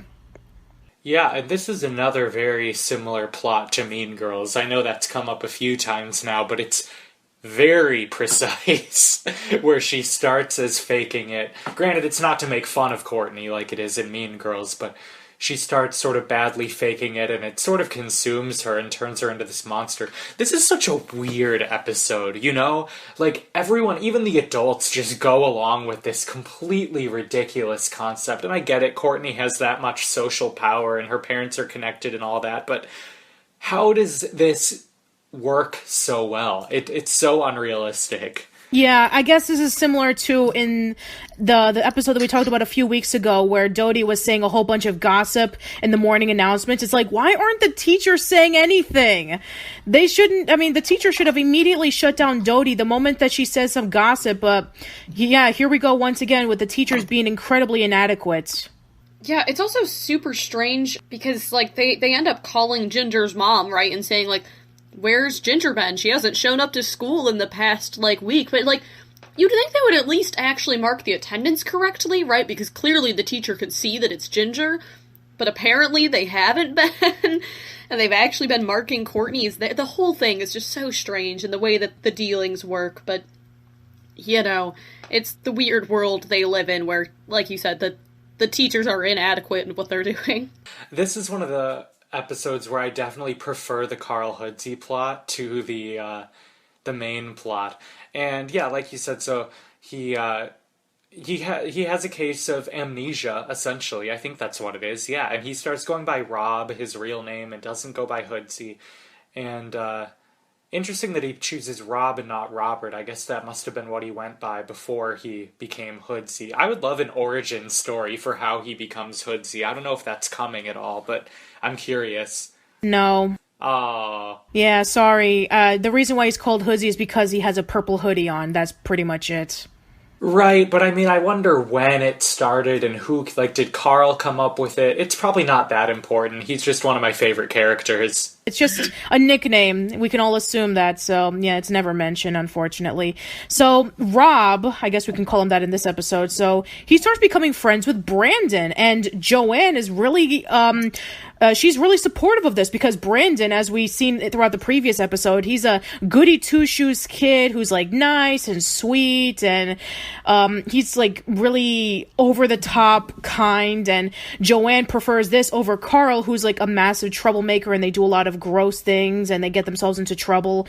So she encourages this, and slowly, Rob is no longer interested in being friends with Carl. He's definitely a lot more subdued, and Carl tries his very best to show him of all the good times they have, but it's just not working. Rob is just seeing that Carl is very dangerous to be around, and Carl is really upset that he essentially lost his best friend. Yeah, I think Mrs. Bishop goes way too far on this, in a very manipulative, unacceptable way, in my opinion. Well, that is, Joanne has always been very manipulative, but I think we see it more abundant in this episode compared to the previous episodes we talked about. The last episode we saw Joanne was in Sleep on It, where, Carl ruins her book club, but, we will see more on Joanne's manipulative actions later on in the series, but yeah, this is definitely really apparent that she does not like Carl whatsoever, that she wants him to be far away from her as possible, and she encourages that Rob becomes friends with Brandon, and that Carl just stays away and never comes back.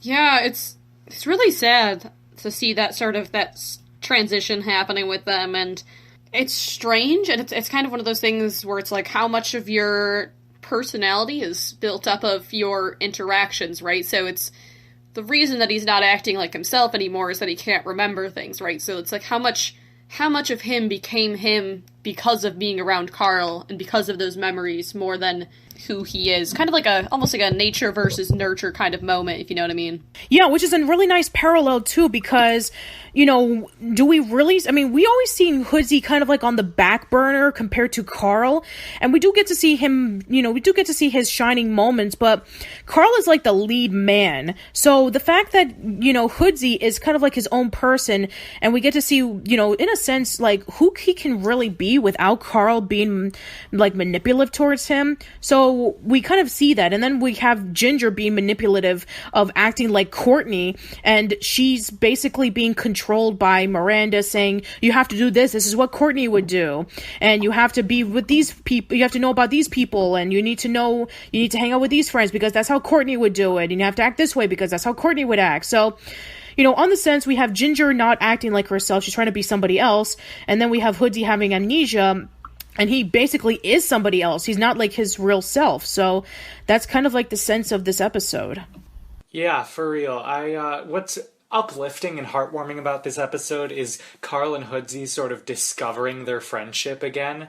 And, someone commented, Patricia, I sent a screenshot to Ashli, asking about if Carl and Hoodsey end up together. And I think the way I typed it to Ashli was, this is why we can't have nice things. And like I've said before on the show, like I am gay, and like don't get me wrong, I'm all about weird pairings, but that one is just so uncomfortable for me. Even with, you know, Jackie, the way she imagines, you know, if Jackie would ever have a relationship, she says, "Oh, I see Macy as a total lesbian," and I'm like, okay, I'm okay with that. And she's like, out of all the people, I would see it with Courtney. And I'm like, sure, you know, I mean, it's a little bit unorthodox, but sure, I can see that. And if, you know, if you're one of those people who see Carl and Hoodsie together, I mean, you know, more power to you. But, just the fact that they're really close friends. I mean, it's like, I understand that if you see, like, you know, the same-sex, you know, if you have two same-sex people hanging out with each other as friends and you want to automatically ship them as gay, it's like, you know, it's more power to you. If you feel that way, that's fine. But it doesn't always have to be that way, you know? Right. If I had to pick, I'm much more team Arnold and Gerald, though there's probably even less evidence for that one. Yeah. I would ship it, sure. Oh, man. I feel like of the, you know, same-sex relationships going on, though, the Ginger-Courtney one's gotta have the most strong vibes going, right? At least one-sided. Yeah, I mean, you know, still we haven't, you know, gotten the rumors confirmed that originally Courtney was supposed to fall in love with Ginger. That's still a rumor that hasn't been confirmed yet. Yeah. But the vibes are there, nonetheless. The vibes are definitely there. So, yeah, this should be really interesting. So this is a Christmas special, and it's not just a Christmas special, but it's also a mixture between Christmas and Hanukkah. Yeah, I thought that this was an interesting insight, right? And kind of, I think, how a lot of people kind of deal with these types of things when you figure out something new about your culture and she wants to dive in. And Ginger definitely very quickly embraces, and maybe a little bit too much, you know, maybe starts cutting out Christmas a little more than she should, but she definitely is very excited to learn more about, you know, her Jewish heritage and all that. So I think it's it's interesting. We've talked about on our podcast, you know, the Hanukkah episodes for Rugrats, but I think it's interesting to see that that's mentioned in another Nickelodeon show. Well, it makes a lot of sense since Klasky Chupo produces both Rugrats and As Told by Ginger, and since Arlene Klasky is Jewish, it would make a lot of sense why they would add in a little bit of Hebrew heritage to their programs. For sure. And it is funny when Ginger says, "I'm 1/4 Jewish," and she has that realization, I see what Jared's doing here. He, this, like, Jewish klezmer, like, clarinet type music starts playing as Carl starts slowly opening a can. It's not entirely unlike a dreidel. Ah. Yeah, it's actually pretty interesting. And he goes over and talks to what he thinks is just an inconspicuous street Santa, not realizing that it's Carl's dad. It's pretty melodramatic. And also the irony of Carl's dad playing Santa for money when he was never, you know, around to be Santa for Carl, essentially. Brandon comes up while Hoodsie's talking to Carl's dad as Santa, and Brandon is, you know, starting to tell him his wish list, and Hoodsie goes, not now, Brandon, and he goes, "But Santa," and Carl's dad goes, "Go away, Brandon. Merry Christmas and goodbye." And then Brandon says, "You're a lot less attractive in person, you know?" And I just keep mulling this line over. What does that mean? I mean, you know, Santa in the books is always much more attractive than, it's just a strange thing to say. Yeah. I mean, I guess Santa Baby is the reason why some people find Santa attractive. But does that confirm what I assume we all think about Brandon? Possibly, I don't know. So Carl's dad shows up, and, you know, he invites him out to his car, I think, and Carl says to him, "My mom always warned me about getting into the car with a total stranger." And I know that we've talked about this before as to how much more cold Carl is towards his dad than Ginger is. Ginger's a lot more open to getting to know him, and Carl, you can tell it's just this, he lets him in bits and pieces, but it's very, very cold overall. Yeah, sadly, Carl has been like this for pretty much the entire series. There's an episode called 10 Chairs in which they celebrate Thanksgiving, and Carl is not happy when Ginger is thinking about inviting him over. And also, there's another episode that we'll be talking about later on in which Jonas kind of gets involved, and Carl is like really shaken about it, that he's really afraid that he's going to get involved possibly in their lives. So yeah, because especially since Carl is the youngest, because he didn't know his father a lot more than compared to Ginger, he doesn't really see him as a dad, but just as like a total stranger whom he just so happens to be related with. Kind of like that long-lost uncle that you only hear briefly, but then when you see him, you really don't know what to say. It's a very brutal moment, and it's hard to watch, but Carl's always laying down the hammer like that. I want to just backtrack for a quick second. When Dodie immediately accepts Ginger's sort of embracing of her Jewish heritage and brings her a gift bag, because of course she does. She calls it a welcome to Judaism bag. And Ginger starts going through it, and she goes, a previously viewed copy of Yentl? I thought it was so funny, the Yentl, the iconic Jewish Barbra Streisand movie. And like the fact that it was already watched, man, that's good stuff. Another thing that we need to go back on is the reindeer that Carl, Hoodsie, and Darren put together. So they have a light that shows off a reindeer, and then when they turn on the lights, the reindeer lifts up its leg and starts pissing on the ground. It's like, of course Carl would do that. Yeah, I like that, Darren's helping out with it too, right? And it's a cute little moment. It is so the type of thing you would expect Carl to want in front of his house, right? Yep, and then there's Dwayne introducing himself to Ms. Zorsky. My God. Why don't you take it, Casey? Well, yeah, I'm just obsessed with Dwayne. He's such a great minor character on this show. That's really all I have to say. Yeah, so he just approaches Ms. Zorsky and says, hey, you into garbage? And Ms. Zorsky's like, no. That's us to our listeners of this show. Hey, you guys like garbage? We got plenty. And it's kind of nice that we have a Macy-centric episode that doesn't involve with anything really dramatic. It's actually something pretty sweet. I mean, sure, we had Come Back Little Seal Girl, but it kind of starts off with being sort of dramatic. But, here, it's kind of like sweet all the way through. Yeah, also just because I don't think we've seen Hoodsie and Macy really interact, have we? No, not really. None whatsoever. I mean, whenever we see Hoodsie, we see him either with Carl or with Dodie, because obviously they're brother and sister. But Hoodsie and Macy is something that we've never seen before, so this is actually really nice. A Hoodsie-Macy episode. I think it's adorable, and I feel like it's kind of cliche in a good way, of like the younger kids, one of them having a crush on someone in like the friend's sister's like cool older friend group, I can totally see it happening. I just love the irony of Dodie being obsessed with figuring out who Macy's secret admirer is, and it's her brother the whole time. How mortified would she be if she ever found out, but she doesn't learn.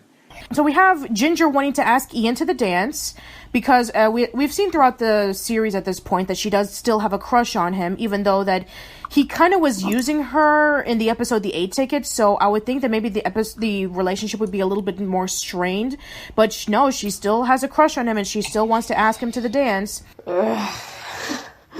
I just don't like Ian. He's got no personality. Ginger deserves so much better. Trust me, he'll be gone really soon. By season 2, you will not even see him, and by season 3, he's gone. You make it sound like he's gonna get killed off. We won't have to worry about Ian anymore. Did you do it, Patricia? Did you kill Ian? You got me, but no, I did not. Sorry, it was the writers. Oh, man. Oh, God. Anyway, oh god. So continuing on. So Dodie is going out with Chet, which is interesting. Yeah. Again, I don't know where she decided to go for that one, but sure.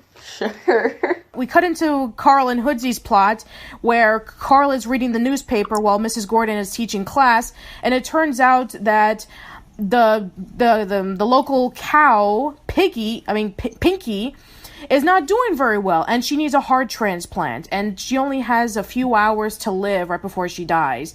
And Carl wants to save Pinky because Pinky is the greatest cow in the world who did all these amazing things like save a dog from a train track and a whole bunch of crazy things. So, yeah, so he wants to save Pinky, and so Carl and Hoodsie decide to come up with a plan about that they want to steal the pig's heart from Mr. Celia's class. And they just need to find out where it is. And we have Blake who wants to get involved. And here's the thing with Blake. You see, throughout the series, we do kind of see Blake either blackmailing Carl or teaming up with Carl to kind of, get something back. But in this episode, we don't get that. I don't really understand why Blake wants to team up with Carl. Why? For a temporary truce? I mean, he doesn't get anything back in return. He doesn't get, the petrified eyeball. He doesn't get, access to being permanent friends with Carl and Hoodsie. So, yeah, Blake helping out is kind of a little confusing. Yeah, this is one of my least favorite B plots. It did very little for me. It just felt like a recycling of all the old ones put together. Yeah, but it does kind of pull in together because Mr. Celia does have the pig heart and it's in Lucky Junior High's refrigerator, which gives the incentive for them to go to the dance on the same day so that Hoodsie can be able to sneak in and help them out. And, he decides to stay later on. So it does pull in together as opposed to the majority of the time in which they're kind of separate.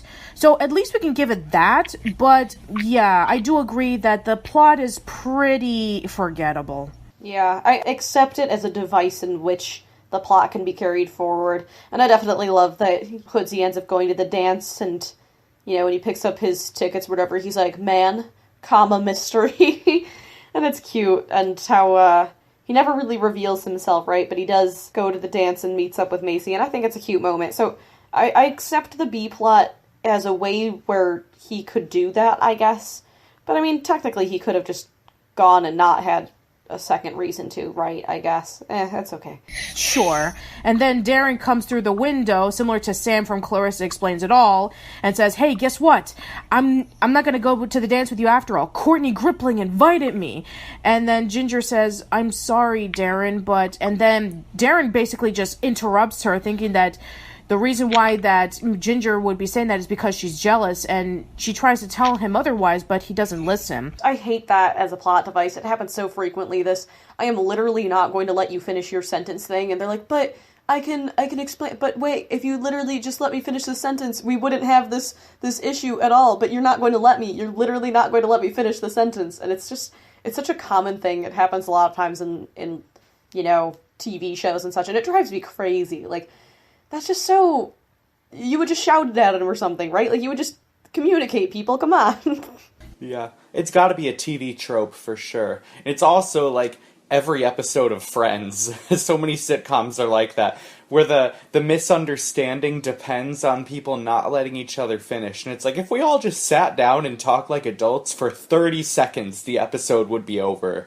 Yeah, at least these are... they're in middle school, whatever, or junior high. So it's a little more acceptable for them to be a little bit more, but yeah, friends, I'm you guys are supposed to be adults. Come on. Then Courtney decides to go incredibly unique by going by herself. Shocking! I know, right?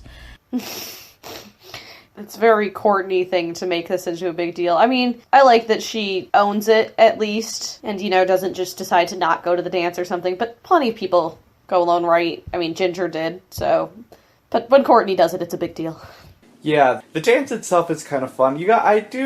She does it for attention, but I think you gotta respect Courtney just showing up alone and owning it.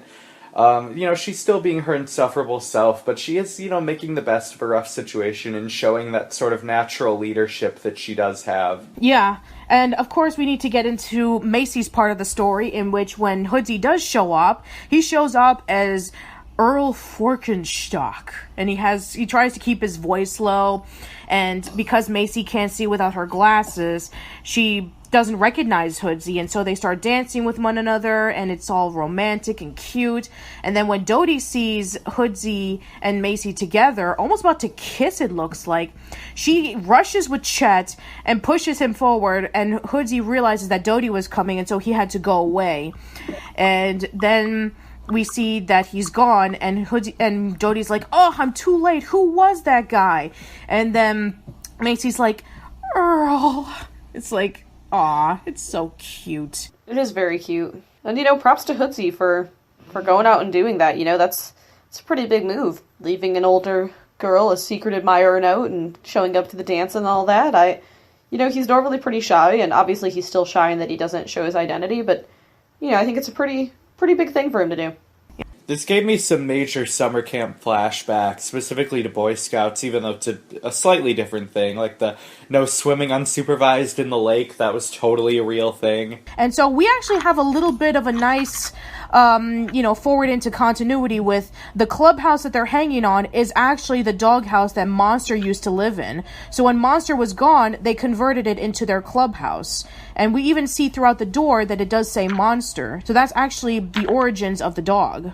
Yeah, I know I noticed, too, before that it said Monster on there, and sort of just didn't question it, and sort of just accepted that they had a doghouse minus a dog, so it was interesting to see that sort of referenced, and, that there's this dog snatcher or whatever it is. I don't remember exactly why they decide that it's the principal that must have done it.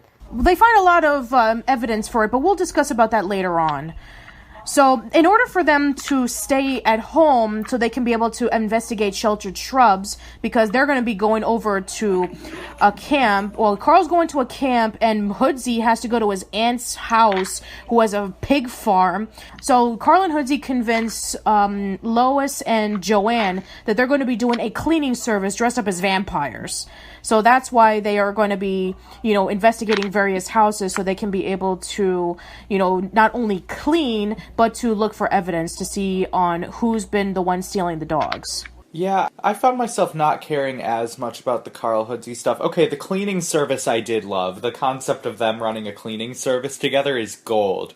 But the investigation kind of stuff, it stressed me out. I think it's that kind of thing. It's like you either die a SpongeBob or live long enough to see yourself become a Squidward, and part of my, becoming an adult brain was like, oh god, what if they're gonna ruin everything? It can't be the principal. They're gonna make him hate them even more. This is actually where the song comes from. Casey and we interviewed Aspen about a month ago, and she actually sang the Camp Caprice song to us to conclude the podcast. We don't say mooses, we say meese. And we feel proud, proud, proud as we sing this song out loud. Yeah, that's the one. And I love the first time they sing it on the bus. We've heard it at this point. Dodie has introduced it. But Courtney kind of does a panicky laugh, and she goes, "It's very annoying." That's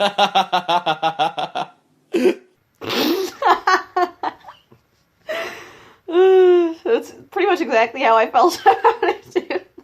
To be fair, a lot of camp songs are really annoying and repetitive. Oh, it's a great camp song, yeah. Oh yeah, it definitely fits the mold of one, but that doesn't make it not annoying. This is similar to our Schools Out the musical discussion, Ashli. Yeah, sometimes certain characters I don't need to hear sing any more than they do.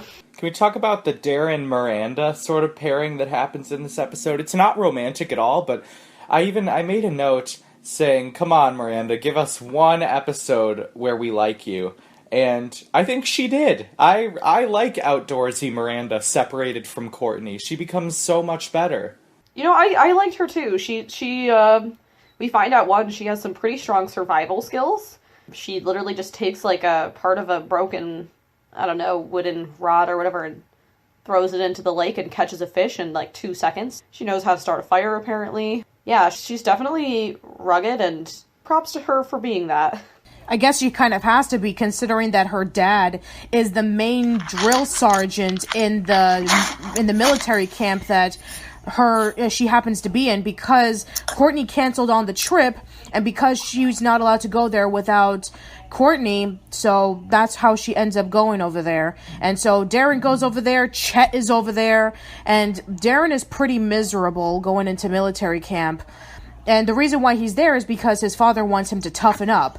Because both him and Will are these buff guys who, you know, they've gone to this military camp and they've played football and they're, you know, really assertive, and Darren's kind of like the weak link of the group. So he wants Darren to toughen up by going to the military camp and hoping that something would come out of it.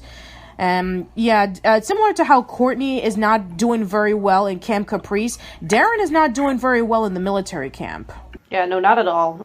I also just want to quickly go back to, what kind of a parent does that? Like, sorry, your friend couldn't go on the cruise, so I guess you're going to military camp for the summer. It seems like a pretty big jump, especially considering it's not like a punishment or rationale or anything. I guess because he's the head drill sergeant there and whatever, but I felt bad for her. You know, when you have a big, exciting summer plan and to have it crushed away. You'd think that she would just go to Camp Caprice instead, maybe. Whatever. Them being separate is for the best anyways, but... Okay, is it Sasha time? What does that mean, Patricia? I want to hear your thoughts. I hate Sasha! I really hate him! He is so bland! He is the blandest crush that Ginger ever received. He's even blander than Ian. And when you find out what Sasha will be doing on later in the series, it is a major slap in the face. Yeah, I read some spoilers on accident, but it seems minor at least. But here's a direct note I have at a moment when Ginger when Sasha first overhears about Ian. I wrote, "Aw, poor Sasha." Not about Ginger though, about the fact that he still thinks he might like girls.